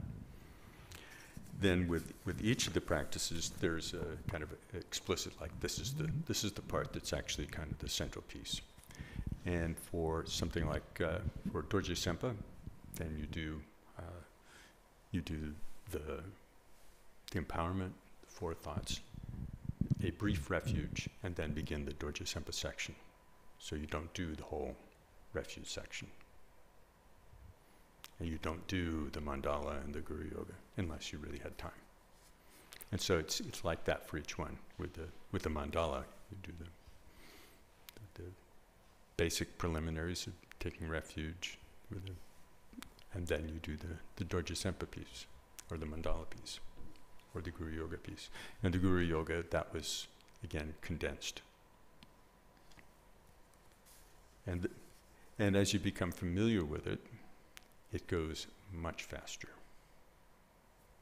When you do the mandala accumulations, though, do you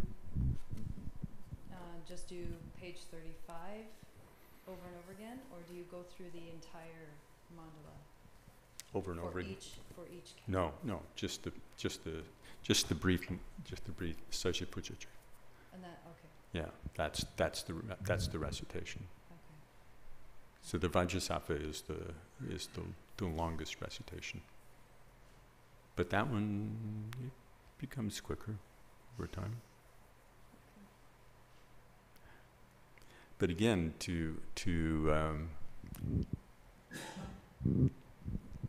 the count is one of the giant events in Ngondro, dealing with counting. And some teachers have said, okay, I'm not going to let you count. You'll just keep doing the practice until it seems like it's had the proper tonic effect. Well, how long is that going to take? Well, I don't know. Depends on your practice.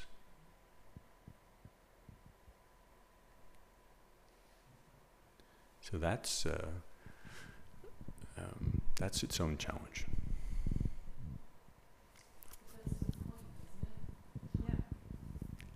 Yeah. But the numbers actually do something in terms of encouraging us to keep going, because otherwise, sort of, well, how much? I don't know. So there's kind of a skillful means of an edge in there, but we also have to deal with all the other obvious fixations that arise.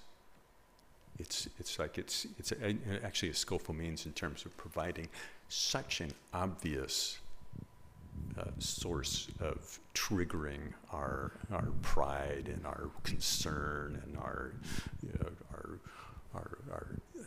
devious attempts to get around really dealing with the practice itself. It's kind of like you said. It's like it becomes kind of an interesting piece, wrestling with counting. Trying not to rush, just trying not to rush, trying not to abandon energy. It's interesting piece.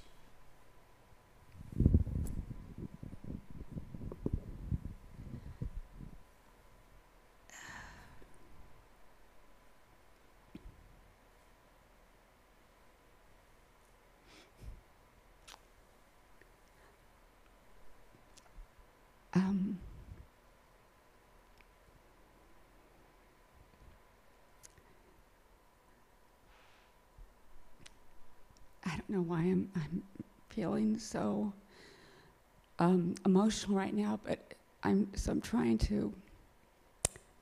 Well, I think ever since I did the retreat, and it was 3 years ago.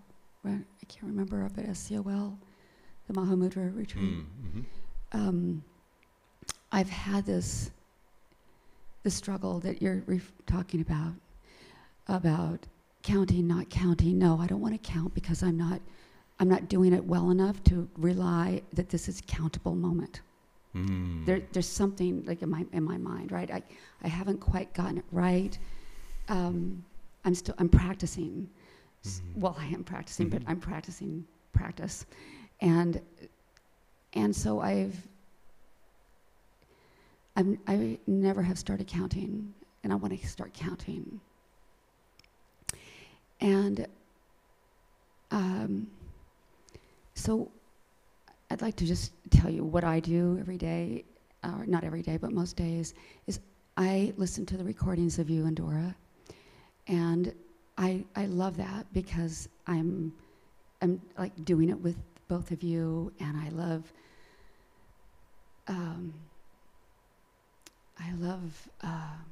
doing that practice. However, I don't do the mandala offering because I don't think I'm doing it right. So, so I spend an hour and 20 minutes or an hour and a half, doing shamatha and doing what I do with you and Dora. And I do a few prostrations. I don't do enough, I'm sure. And so part of this is all very fruitful about watching my mind. That might be the best fruit of all of this. But like I want to do the thing that is most important for an hour and a half a day and have you or somebody say, do exactly A, B, C, D, and E for 3 months, and then come back, and then do A, B, C, D, and E for another 3 months. And let, I want to be able to like surrender my own trying to figure it out-ness. And so then I can have a whole thing about that, right? But I want to let it go at that. And really what I want today when I leave is to know that tomorrow morning, well, no, I'll be here tomorrow morning, but Monday morning, like when I sit on my cushion, I'm spending that hour and a half doing the most fruitful thing for me and all beings. And I don't have to figure it out in my own mind.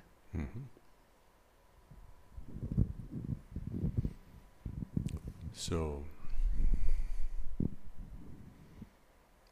we can go there. One of the things that I wanted to do today was to go through just the refuge piece. And so you would have some sense of what it takes to learn one piece and kind of how to actually do that. So maybe we'll do that in we'll take a short break. But you had I want to know what your questions were. Can you give the Sarah? Yeah. Yeah. Yeah, there's light. There's light. Okay. Let there be light. I'm in the middle of mandala practice right now. So I have some very specific technical and view questions about that. So those can wait if you'd rather. Yes. Maybe we'll tack that on at the end. Okay. Or maybe we can just talk afterwards a little bit. Right. But I also have a counting question. Say that I have like 30,000-ish refuge and prostrations and 800-ish guru yoga. What is the best way to make up imbalances in the 4 practices? The best way to make it up is just to keep going through a cycle of them, probably. And then you do. And then maybe spend an extra year at the end doing. Yeah. Okay. Yeah. But keep going in the 4 quarters. Okay. Yeah. Do some retreat. Yeah, that's one way to do it.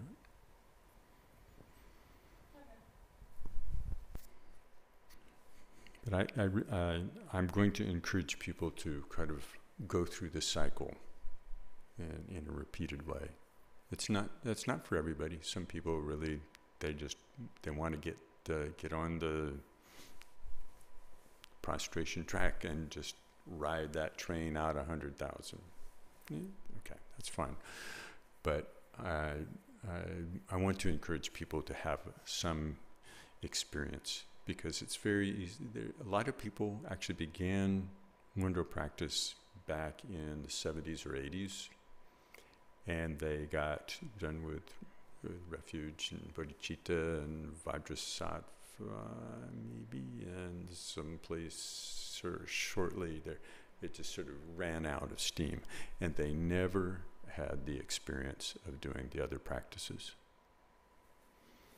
And kind of the ideal way that it was, quote, ideal way that it was done in traditionally was you'd be given, you want to, oh, you really want to go for this? Okay, do your Ngondro. Come back in 6 months. So you'd be expected to finish all the 100,000s of each in a matter of months. Part of that clearly revolved being kind of fit enough and young enough to actually do that, and not just the prostrations, but just to be able to engage in that much practice. It's not just the physical dimension of if you're just sitting and counting mantras. It's quite a bit. So part of that really depended on being a relatively young group and having the time. Just like, okay, the crops are in, nothing to do for the winter, I'll finish Ngondro. And basically just do a retreat. But we don't have that kind of opportunity, so we need to find the skillful way. But doing it all in a relatively short period of time, then you still have kind of the relatively recent residual influence and memory of the experience of doing the practice, so it comes together as a whole and then becomes a basis for moving on. The skills, the kind of the deep spiritual skill set that comes from, that's developed and cultivated in these practices, actually then just carries on through. And that's for me now. There are a variety of ways to speak about the preliminary practices, but preliminary is my least favorite at this point. Foundation is kind of next, but core strength exercises is now my current favorite way to speak of the Ngondro practices, because they're elements that actually go through everything. If you go back to thinking about Gotsangpa saying, after 2 weeks, I hit the core. That really depends upon having clarity about not getting lost in grasping after things or getting lost in all our habit patterns. It really are very clear about the limitations of samsara, very clear about refuge, very clear about the openness and devotion. Those things, very, very clear. So within practice, they're really core strengths that we can develop in the Ngondro. I now say that whether or not you do Ngondro, you have to do Ngondro. You can't practice without clarity about refuge, about the core sense of that. You can't practice if we're still loyal to all our negative habit patterns. We can't really practice deeply. If we really think that something is going to pay off in samsara and come to our rescue and make us giddily happy, we can't practice very deeply. And if we really can't face the thought that actually I have the potential, I have Buddha nature, I could actually discover that, we can't go very deep. So all those things are there all the time. So whether we do it, whether we use the support of something like the formal practice of Ngondro, or whether we approach those things in other ways, those pieces still have to be there. So, Barry.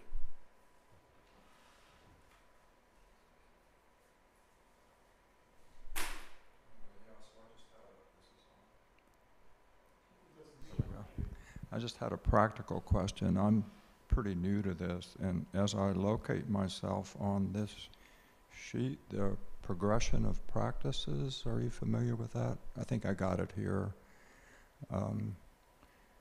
Where it lists level 1 is shamatha, and requirements are minimum half hour of meditation daily, and then 100,000 Chin-Raisi mantras. Mm-hmm.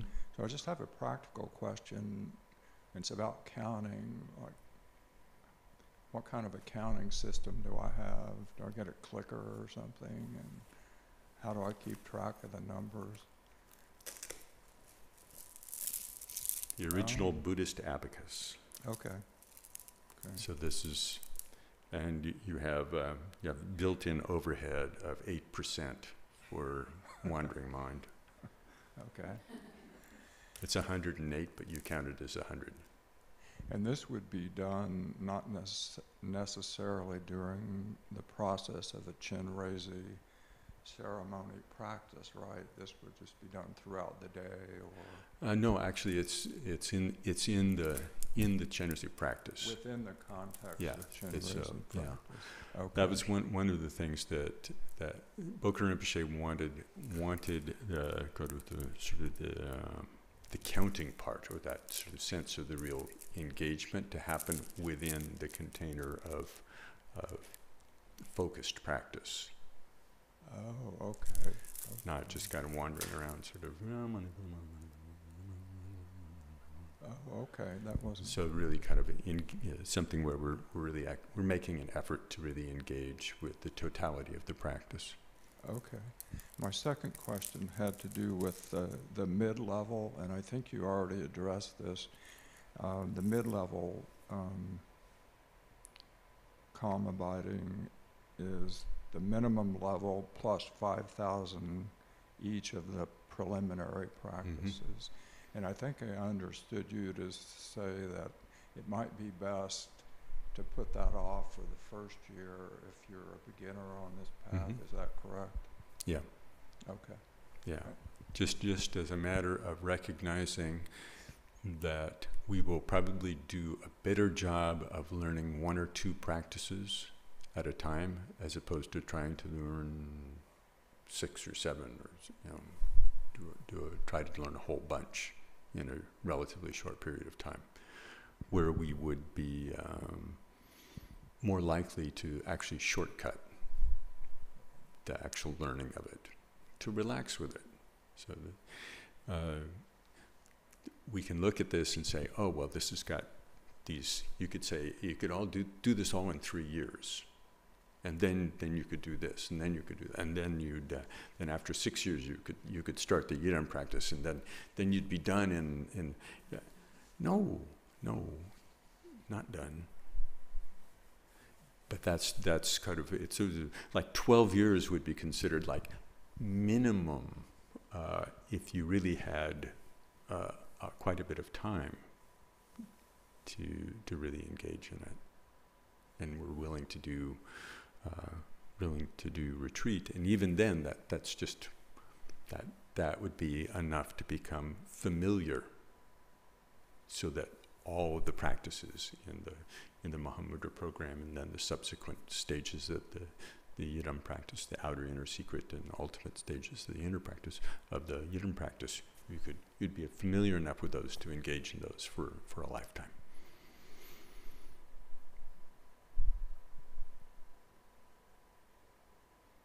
So gaining familiarity in a kind of a strategic way, that's the main thrust of this. And there's the little book. I think who doesn't know about the little book? All right, the little book. Okay. I don't know where we have those stashed. The one that Barry has is Xerox of the inside cover. The little red ones, yeah. I don't know where we have those stashed. I've seen them. Is this what you were? Yeah, and that booklet also has pages for recording kind of what you do over the years. So that's a piece of the Mahamudra program technology. Should we round that up? Yeah, we should.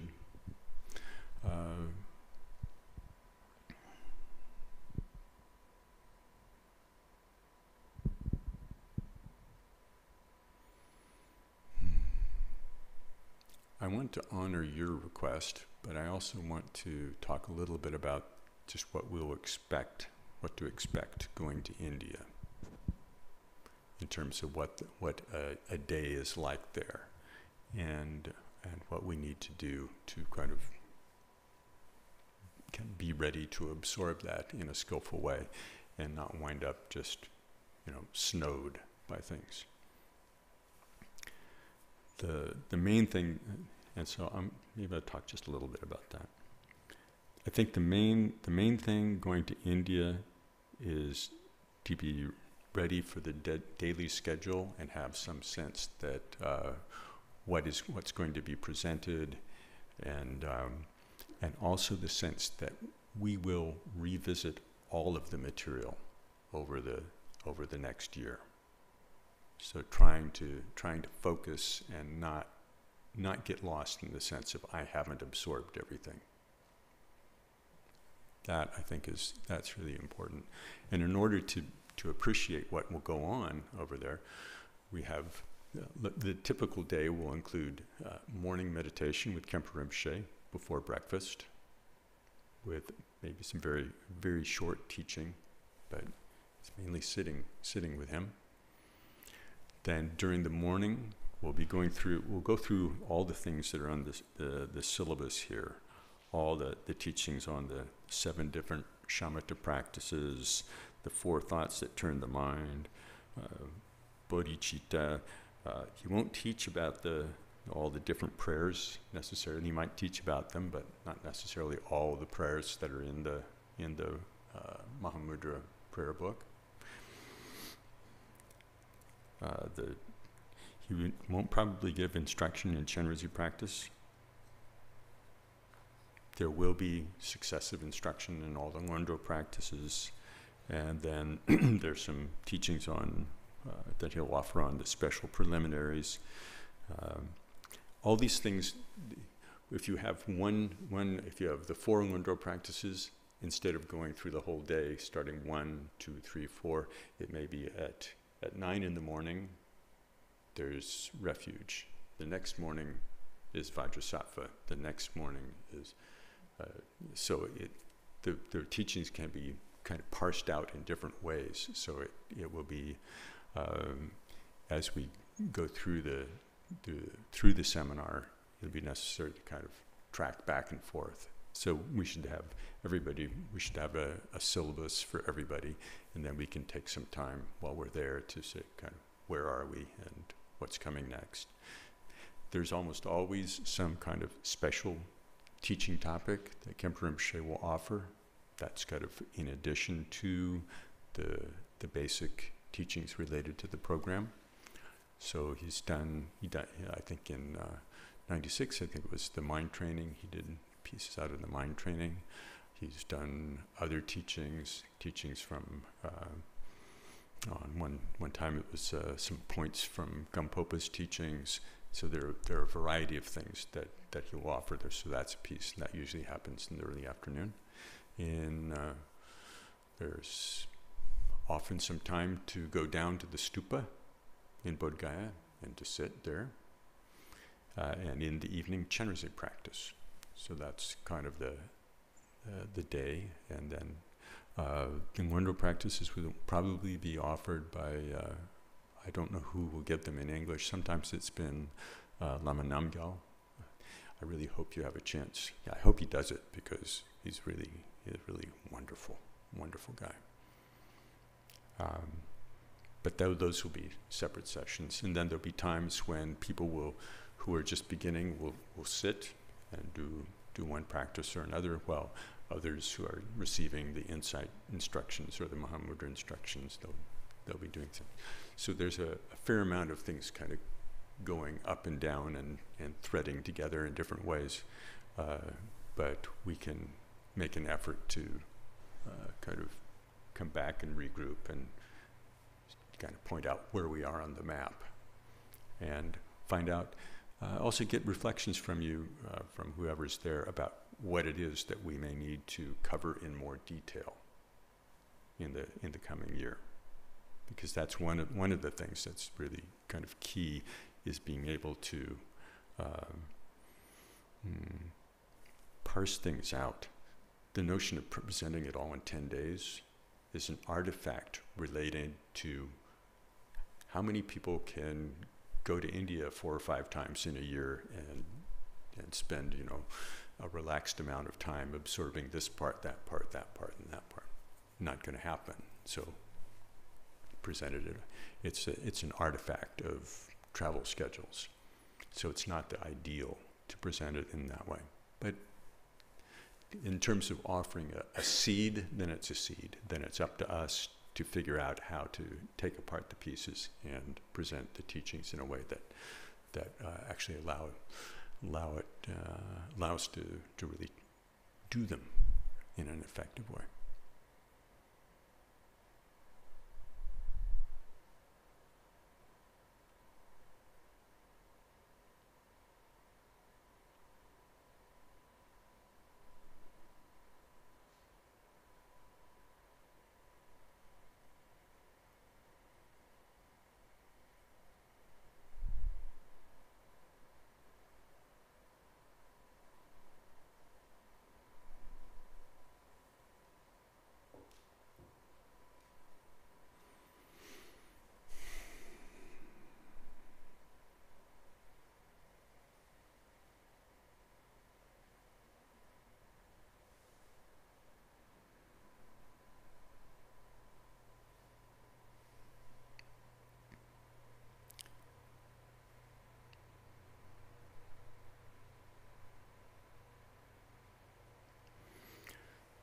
Okay. Well, let's take a little break, which kind of very little, and then who has you have the outline of instructions of from past retreats. It's the you know, the thing that says refuge and da da da da. I printed up a number of these all together with all of them, so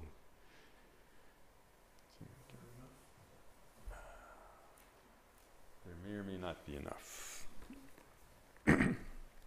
If you already have one, don't take one. I at least have enough for the refuge piece.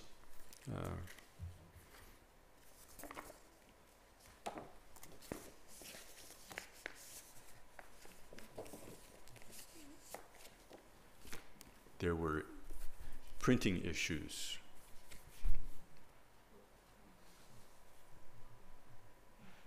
Yeah.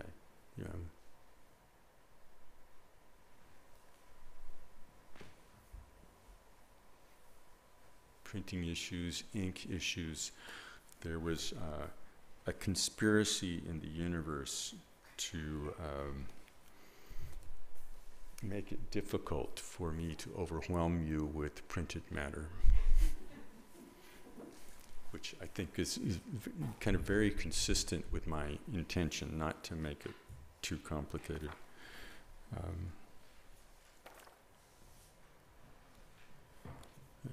Why don't you just go ahead and stretch a little bit.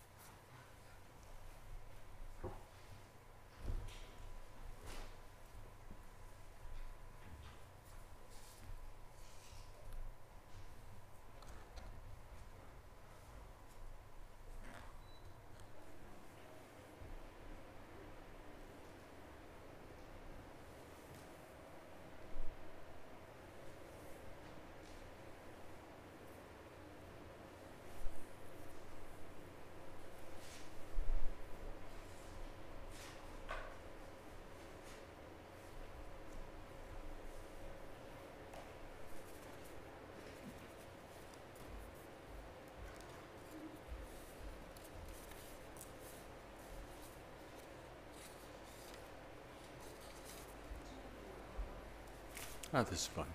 Thank you.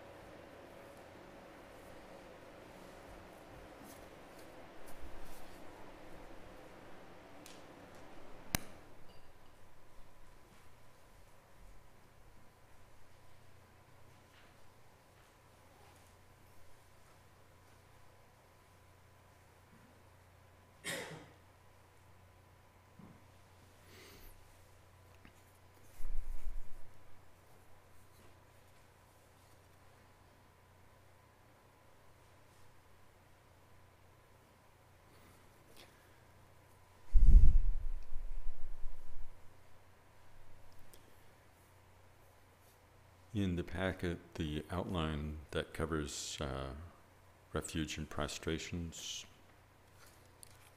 just a couple of pages plus two graphics, or actually a graphic and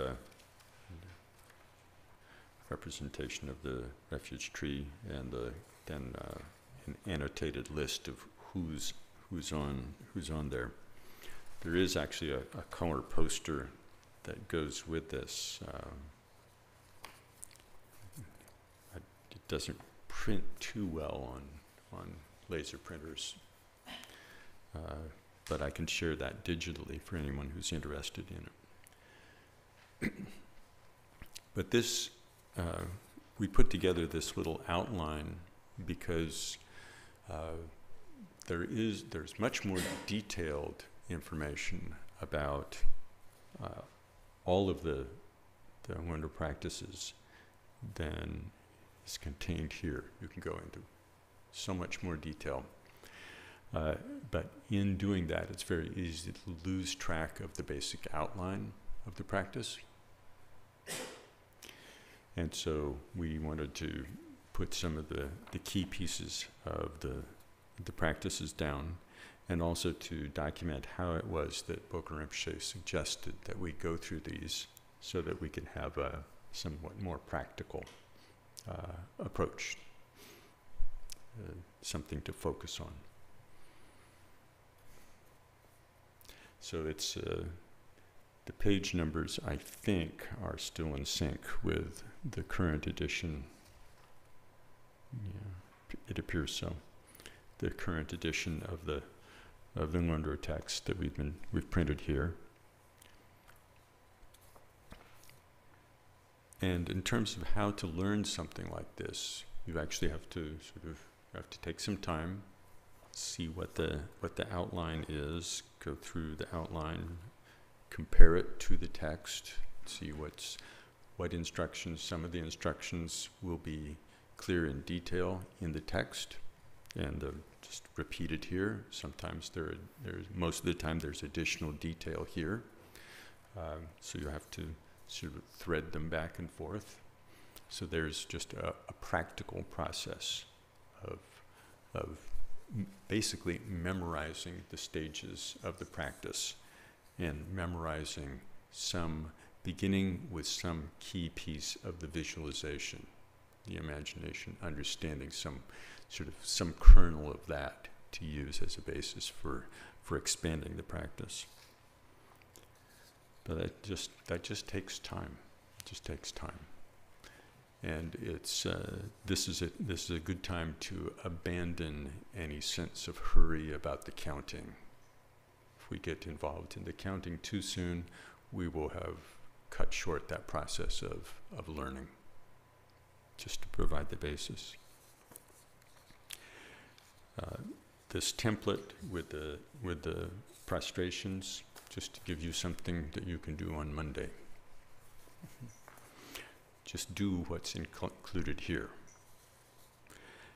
And it begins, the text itself begins with this, it's page 1 in the Ngondro text. And the bottom of the corner of that, it says prayer to the Root Lama. And His Holiness Karmapa has encouraged us to take this as this is a prayer that begins many sadhanas, many practice texts begin with this, and His Holiness Karmapa encouraged us to use this as an opportunity to essentially take a brief empowerment, to consider that when we're saying, grant me the realization of enlightened body, speech, and mind, we're requesting and receiving empowerment from the Guru, from the Buddha. And within this, already we could go into incredible details about the visualization of Vajradhara or Dojechang, and that has to be gradually built up. But at this point, the main thing, is to take whatever you have been able to pull together in terms of some sense of the presence there, and just hold that. Here it's more a matter of just holding a feeling of the presence of the Guru, the presence of the Buddha. The more we are really facile with the visualization, the easier that, then the more that will naturally be there as part of it.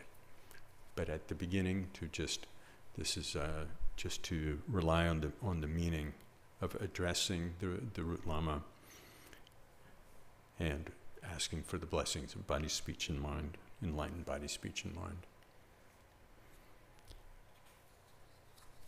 After that, we have the brief recitation of the common preliminaries, the 4 thoughts that turn the mind: precious human existence, impermanence, karma, the faults of samsara. And again, whether it's good to learn this recitation so that we can have it facilely in mind. But that's mainly, really in a certain way, that's a help during carrying the practice during the day, just to be able to recall a few lines to remind ourselves of impermanence and death, to remind ourselves of karma, to remind ourselves of the shortcomings of samsara. And if we're really facile with this, then to spend a little bit of time focusing on one or all 4, any of those things are possible. But at the beginning, to just become familiar with it as a recitation, and then to always try to have some sense of being reminded of something in the moment, as opposed to rushing through the recitation. It could be this is a moment where you choose to do something like, well, for a week, I just take a moment to reflect on precious human existence, or karma, or suffering of samsara, or I just take days in order and reflect from today on precious human existence, tomorrow on impermanence, etc. There are many ways you can do it. But at the beginning, again, it's a matter of you have to invest some time to really become familiar. And the more that we contemplate these things outside of the formal practice, the more that those will be part of creating some momentum in the formal practice. The more that we carry it in the formal practice as part of our sensibility as we begin, the more it will support our carrying it off the cushion. But in this case, to just a recitation or a reminder of the 4 thoughts is the basis. And then we begin the core of the practice on page 7. Bill? Yep. What's the interplay of English and Tibetan here? Is it important for us to sort of master the English sense of the words before we attempt to master Tibetan? I would suggest that, just as a matter of process. Unless your enthusiasm for the Tibetan is enough that it's inspiring in itself, in which case then you can become facile with that, but you still have to study it. At that point you probably say, well, then I would want to, at least in the Tibetan, learn the meaning of 1 or 2 key words for each thing. And this would be true throughout any of the practices. If we're really inspired by the Tibetan, we want to recite, say, the refuge prayer in Tibetan, then we should be able to recognize the word for Buddha, or for Dharma, or for Sangha, and the word for refuge. It's not that many. It's an entirely doable thing, but it's actually doable, and doing it are 2 different things. You probably have to ask somebody. I mean, I could put it together. What's that? I just did. Yeah.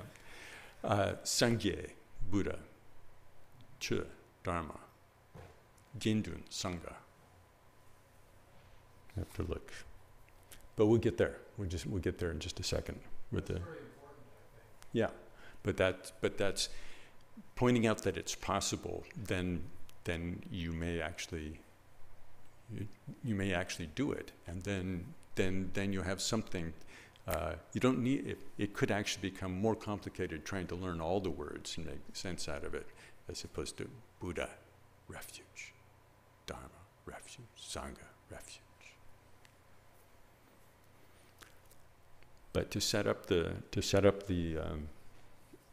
practice for going for refuge, we need to step into the environment. We really need to place ourselves in the environment of surrounded by all sentient beings, with the presence of the enlightened ones in the refuge tree in front of us. And that's the key piece of beginning the kind of stepping into the environment of this practice, are those two things. If we have a sense of that and no clarity whatsoever in our visualization, there's some workability there. It becomes, something can really happen within that. If we have a very kind of painting-like picture, but it's just a picture and there's no sense of the presence, and there's of the enlightened ones, there's no sense of connection to sentient beings, then that won't actually be workable in the long run. So being able to place ourselves in that, and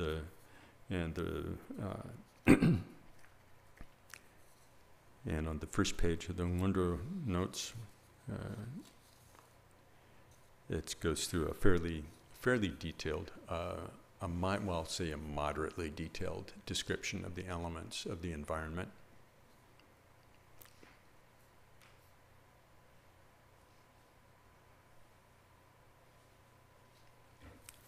You can I'll just read it and you can just look at it along with me. In front of yourself, visualize a vast level meadow covered with beautiful green grass and all kinds of beautiful flowers. Or maybe you can just imagine them, as I'm saying. Located in the center of the meadow is a perfectly circular lake. The water is pure and tranquil, with beautiful water birds and melodious songs. In the vast meadow on the shore of the lake, all sentient beings of the past, present, and future join you to do prostrations and recitations. On your left and right are your mother and sisters and father and brothers, respectively. Behind you are those with whom you feel a supportive connection, and in front of you are any with whom you have a difficult connection. Consider yourself as the leader of this gathering of countless beings. This is an important piece of it, that sense of a kind of dignity and a certain kind of personal power and presence. That's kind of a critical element in cultivating the bodhisattva outlook. While we often talk about the elements of not seeing ourselves as above others, there's a kind of, and having great humility, that's important, but there is also a heroic dimension to the path of the bodhisattva, and so having the energy, the courage, the vitality of that's one of the things that's embodied in this as we take our place as the leader of amongst. It's like we're the one that spotted the Buddhas, and it's incumbent upon us to share this, to say, here are this is the example. This is the example that is deeply reliable.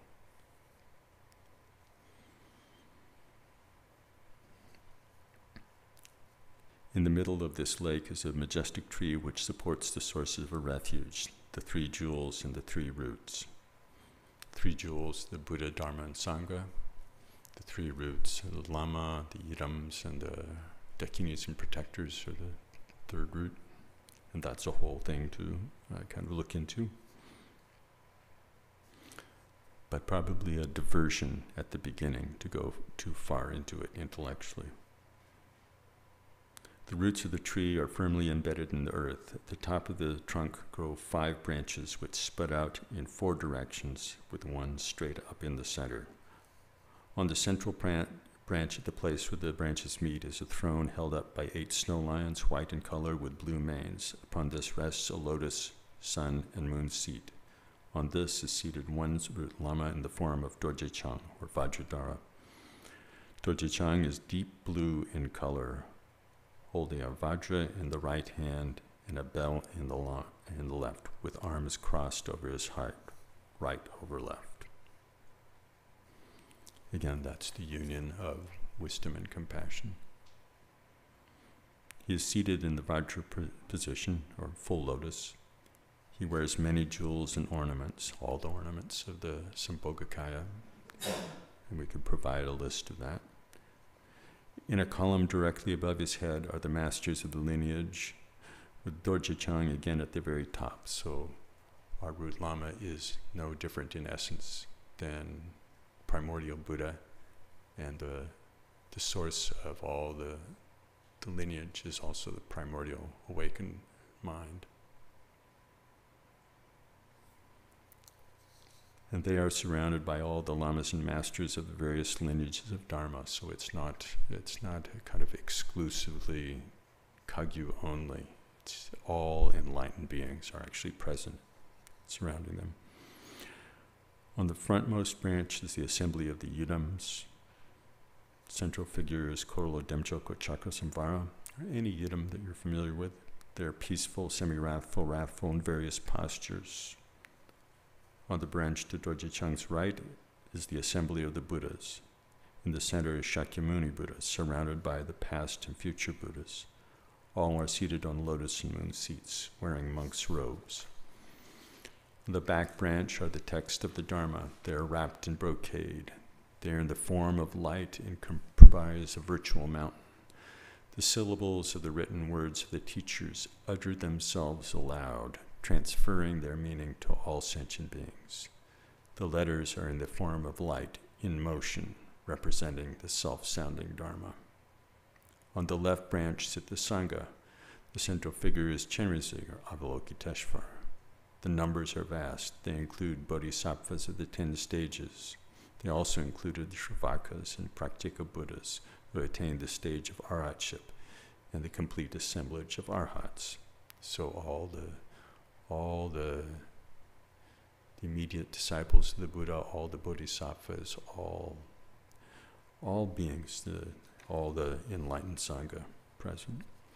Below the branches arranged around the trunk of the tree is an assemblage of the Dharmapalas, or Dharma protectors. Central figures are Bernachen, 2-armed protector of the Karmakagya, and Chatrupa, the 6-armed protector special to the Shankpakagya. The assembly of each of the sources of refuge appears as a vast oceanic cloud. All the sources of refuge radiate light. This radiance touches yourself and all beings equally, each one receiving the full measure of the total. This has a palpable effect, like the welcome warmth of the sun rays on a cool day. When it comes down to it, just a sense of this is the important place to start. And the last paragraph, all the sources of refuge radiate light. The sense of the presence is the significant piece. And as I said before, even just thinking about a being holding the vajra and the bell in the center, that sense of the profound depth of the union of compassion and wisdom, just appreciating that as a symbol of the whole is easily enough of a place to start with the visualization. And then the rest of it can take, it's easy to say, take years to really have it really fill in. Years. That's fine. There isn't a hurry in that. As we find ourselves inspired to become more familiar with any element, then feel free to add that, to study that. And the method for learning visualization, the traditional method, is always to just take an image that inspires you and to have it sit in front and to gaze at it for an extended period and then to set it aside and just allow the image to come to mind. Allow the eye to at times go through the details, but a lot of it is just sort of absorbing it, so it just comes to mind.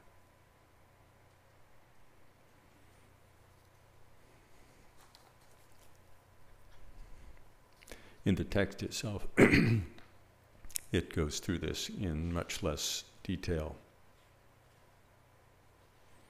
Just noting in front of oneself in the center of the lake is a wish-fulfilling tree with a single trunk, 5 main branches. At the center where the branches converge is a lion throne with a lotus, sun, and moon seat. Upon it is our root lama Vajradhara surrounded by the Kagyu lamas. In front of the lama are the yidams, to the right are the Buddhas, behind are the sacred Dharma text, to the left are the Sangha, below the throne are the guardian protectors of the Dharma, each surrounded by a retinue of their own kind.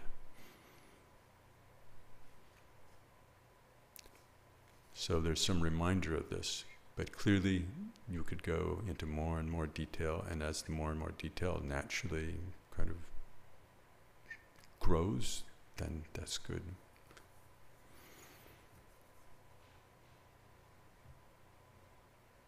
Upon the grassy shore of the lake are gathered all our mothers of old, pervasive as space.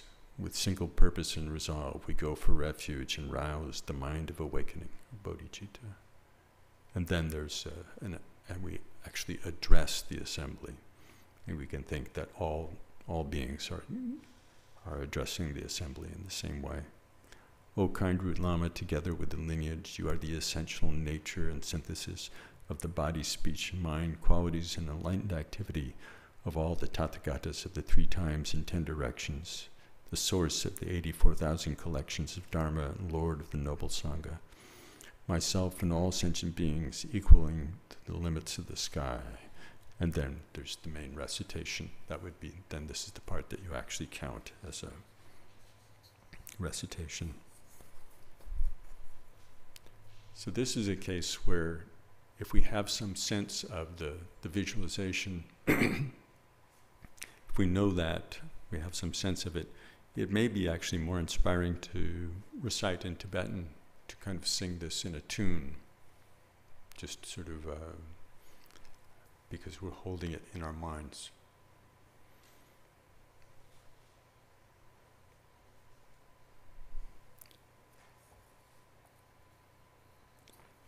When we're actually doing the practice for the recitation to fulfill this, to go into deeper, this is where we stand and we do prostrations, doing one prostration, hands held at the forehead, the throat, and the heart, and then doing full prostration,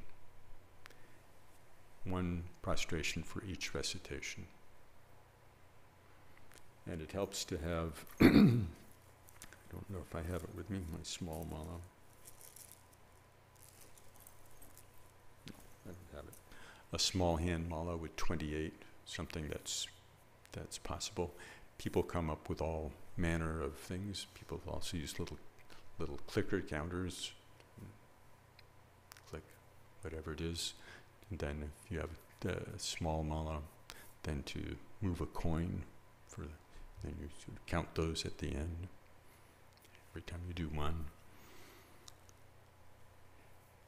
And so this is where we're taking refuge in the 3 jewels and the 3 roots. And to go deeply into this, then we have to contemplate deeply and study about the Buddha, study about the Dharma, the Sangha, study some about the 3 roots. And at the beginning, it's very easy to feel like, oh, I should know all this first. I should know it all first before I'm really doing it.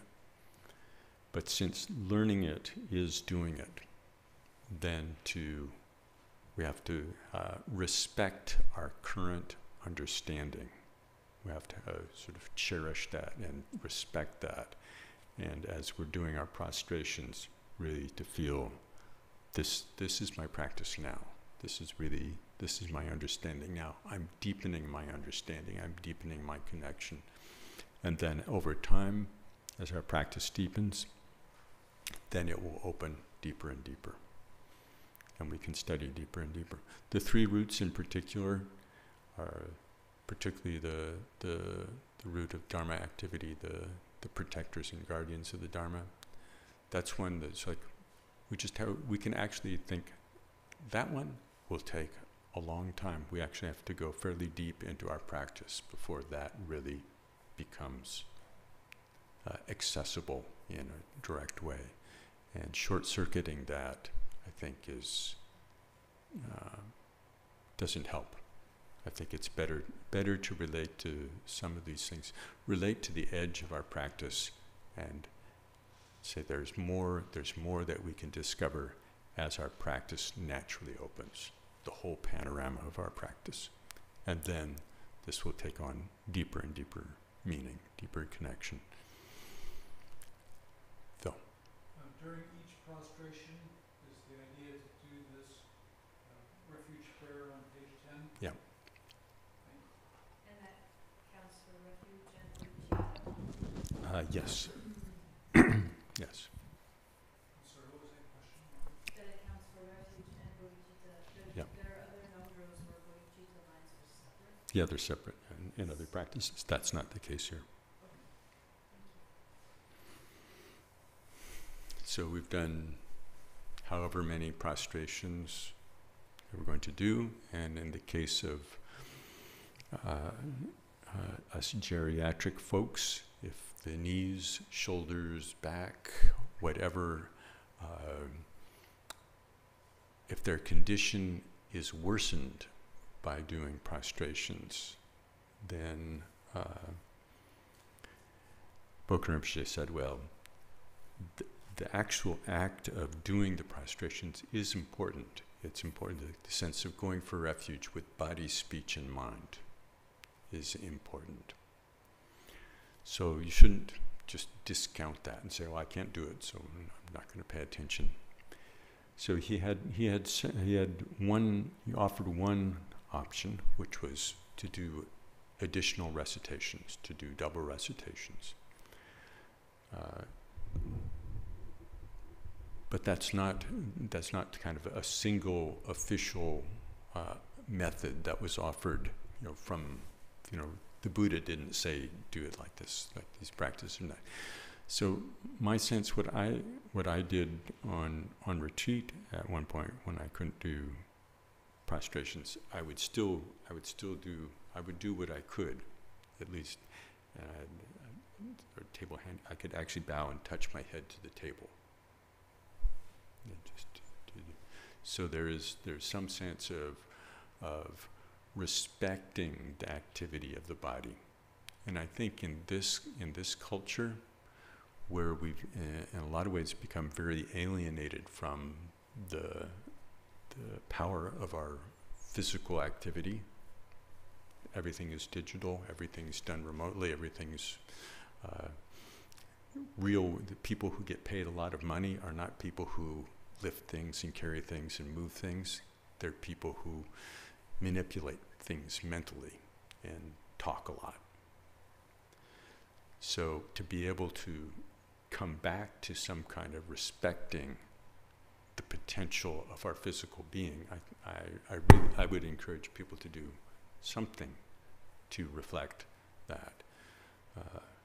Even if we don't physically work, our work isn't primarily physical, we do so much, we invest so much energy physically in pursuing ordinary things.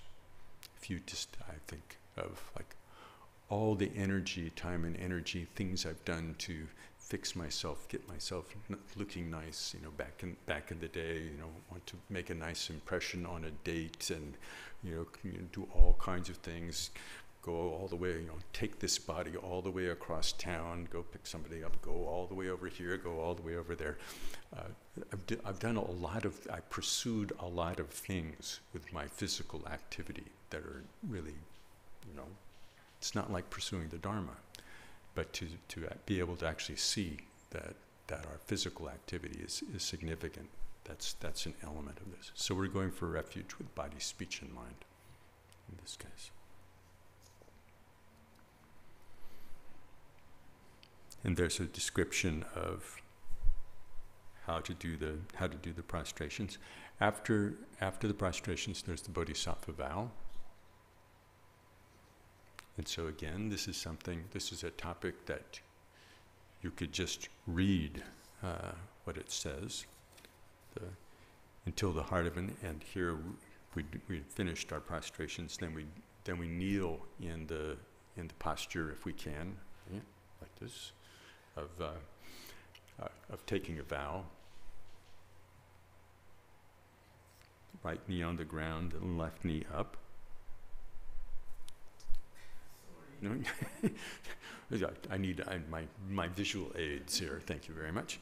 And so taking the posture, adopting the posture of taking a vow, and then reciting until the heart of enlightenment is reached. I go for refuge to the Buddhas, the Dharma, and the assembly of Bodhisattvas. Just as the former Sugatas roused the spirit of awakening and persevered in the stages of the Bodhisattva's training, I also, for the benefit of beings, give rise to the awakening mind, and will similarly train in the successive stages. So we repeat that 3 times.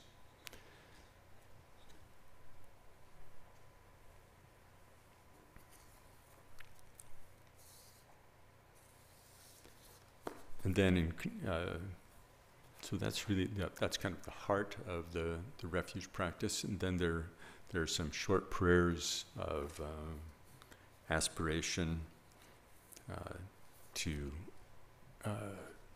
kind of rejoicing and aspiration that follow that.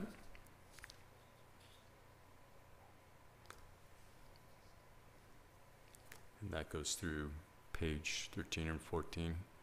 I won't recite them all, they're easy to read, not so obscure, but they're very meaningful.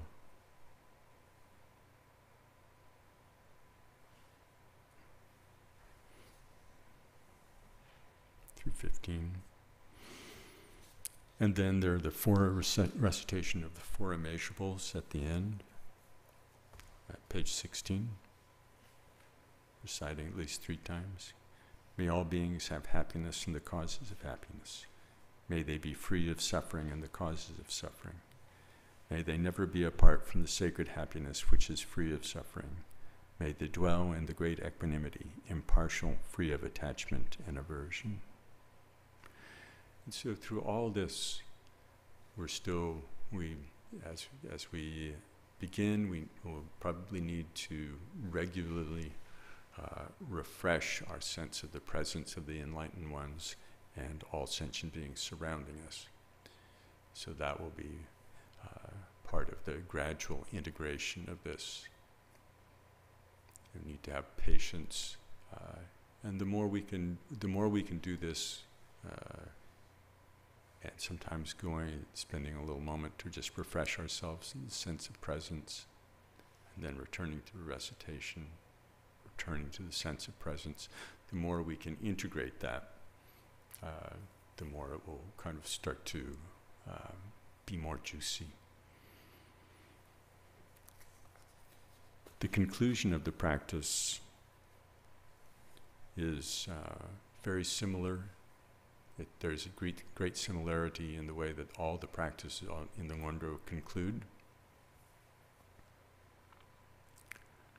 In this case, all the objects of refuge that are in front of us, imagine this dissolving into light, and if we have a detailed visualization, there are ways to gradually dissolve that into Vajradhara in the center, and Vajradhara dissolves into light all together. And then the light dissolves into us through the crown of our head, and just rest, then we just rest, let the mind rest in the sense of kind of union of ourselves and all sources of refuge.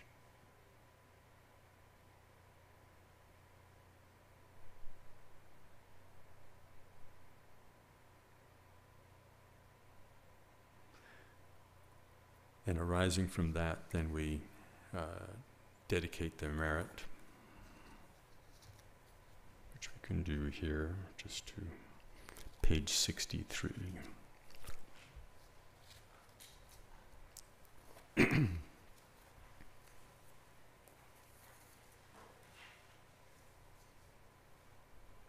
So we can do this together. I dedicate this virtue that all beings without exception reach the undying state of Vajra mind, and through the ever blissful union of means and wisdom, traveling the inner Vajra path, may they attain the pinnacle of awakening. By this virtue, may I quickly realize Mahamudra and establish all beings without exception in this state. Through the blessing of the Buddhas who attained the 3 kayas, through the blessing of the unchanging truth of Dharmata, through the blessing of the unwavering intention of the Sangha, may this dedication and aspiration be fulfilled.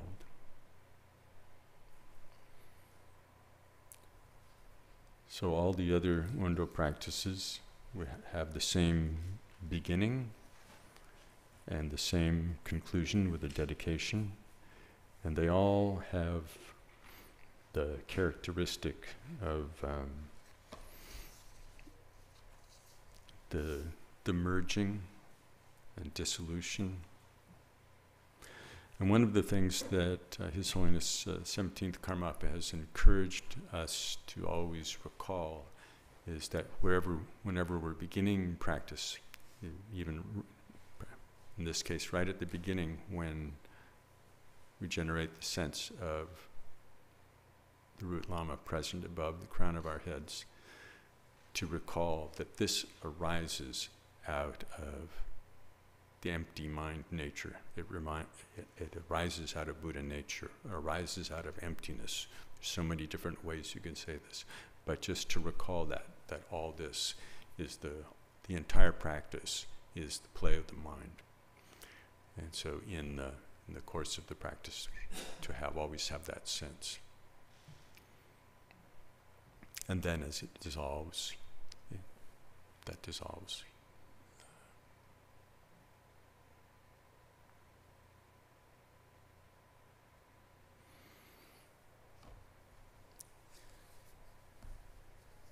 So there, as you can see, there are more details than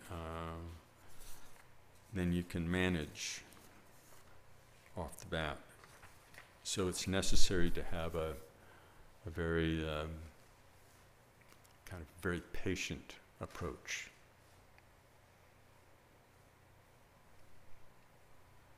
And to be able to rest the mind on elements that you find inspiring.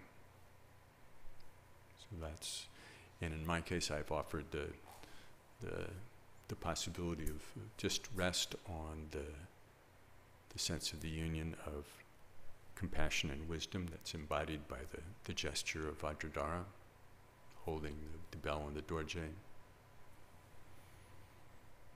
the sense of the radiance of the enlightened ones filling space and touching us. But it's important as we deepen our understanding of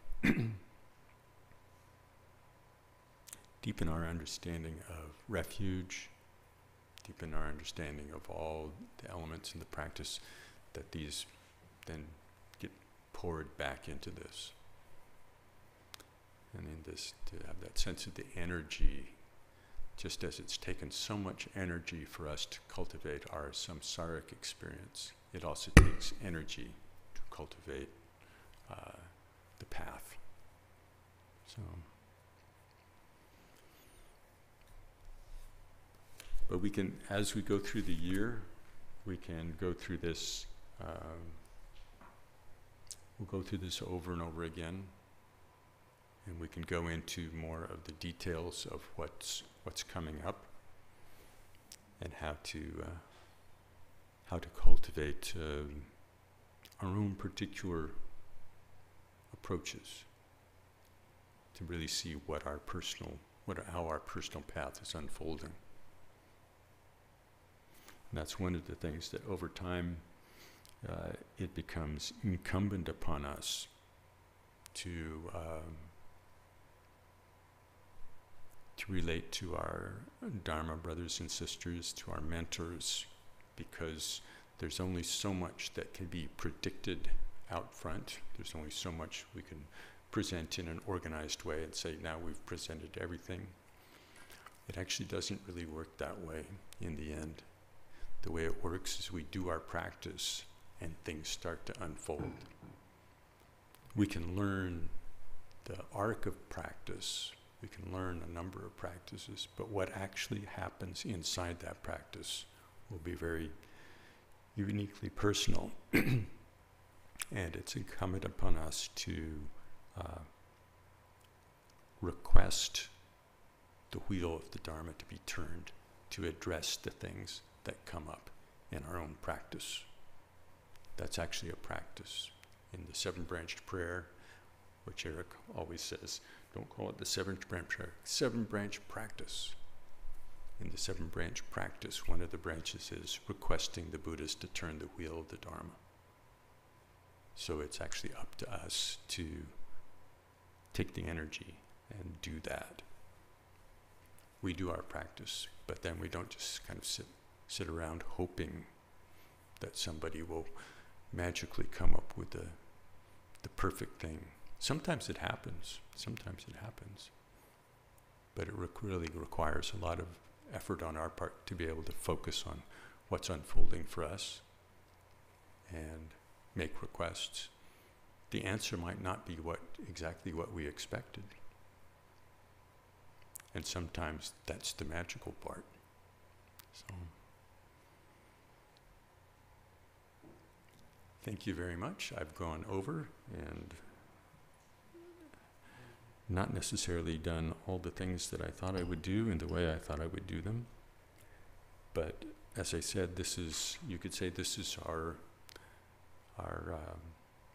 first meeting of all the meetings that we'll have next year. And that as we go through this together, that we'll find out more about what's needed. We'll discover some things as a community about all these practices.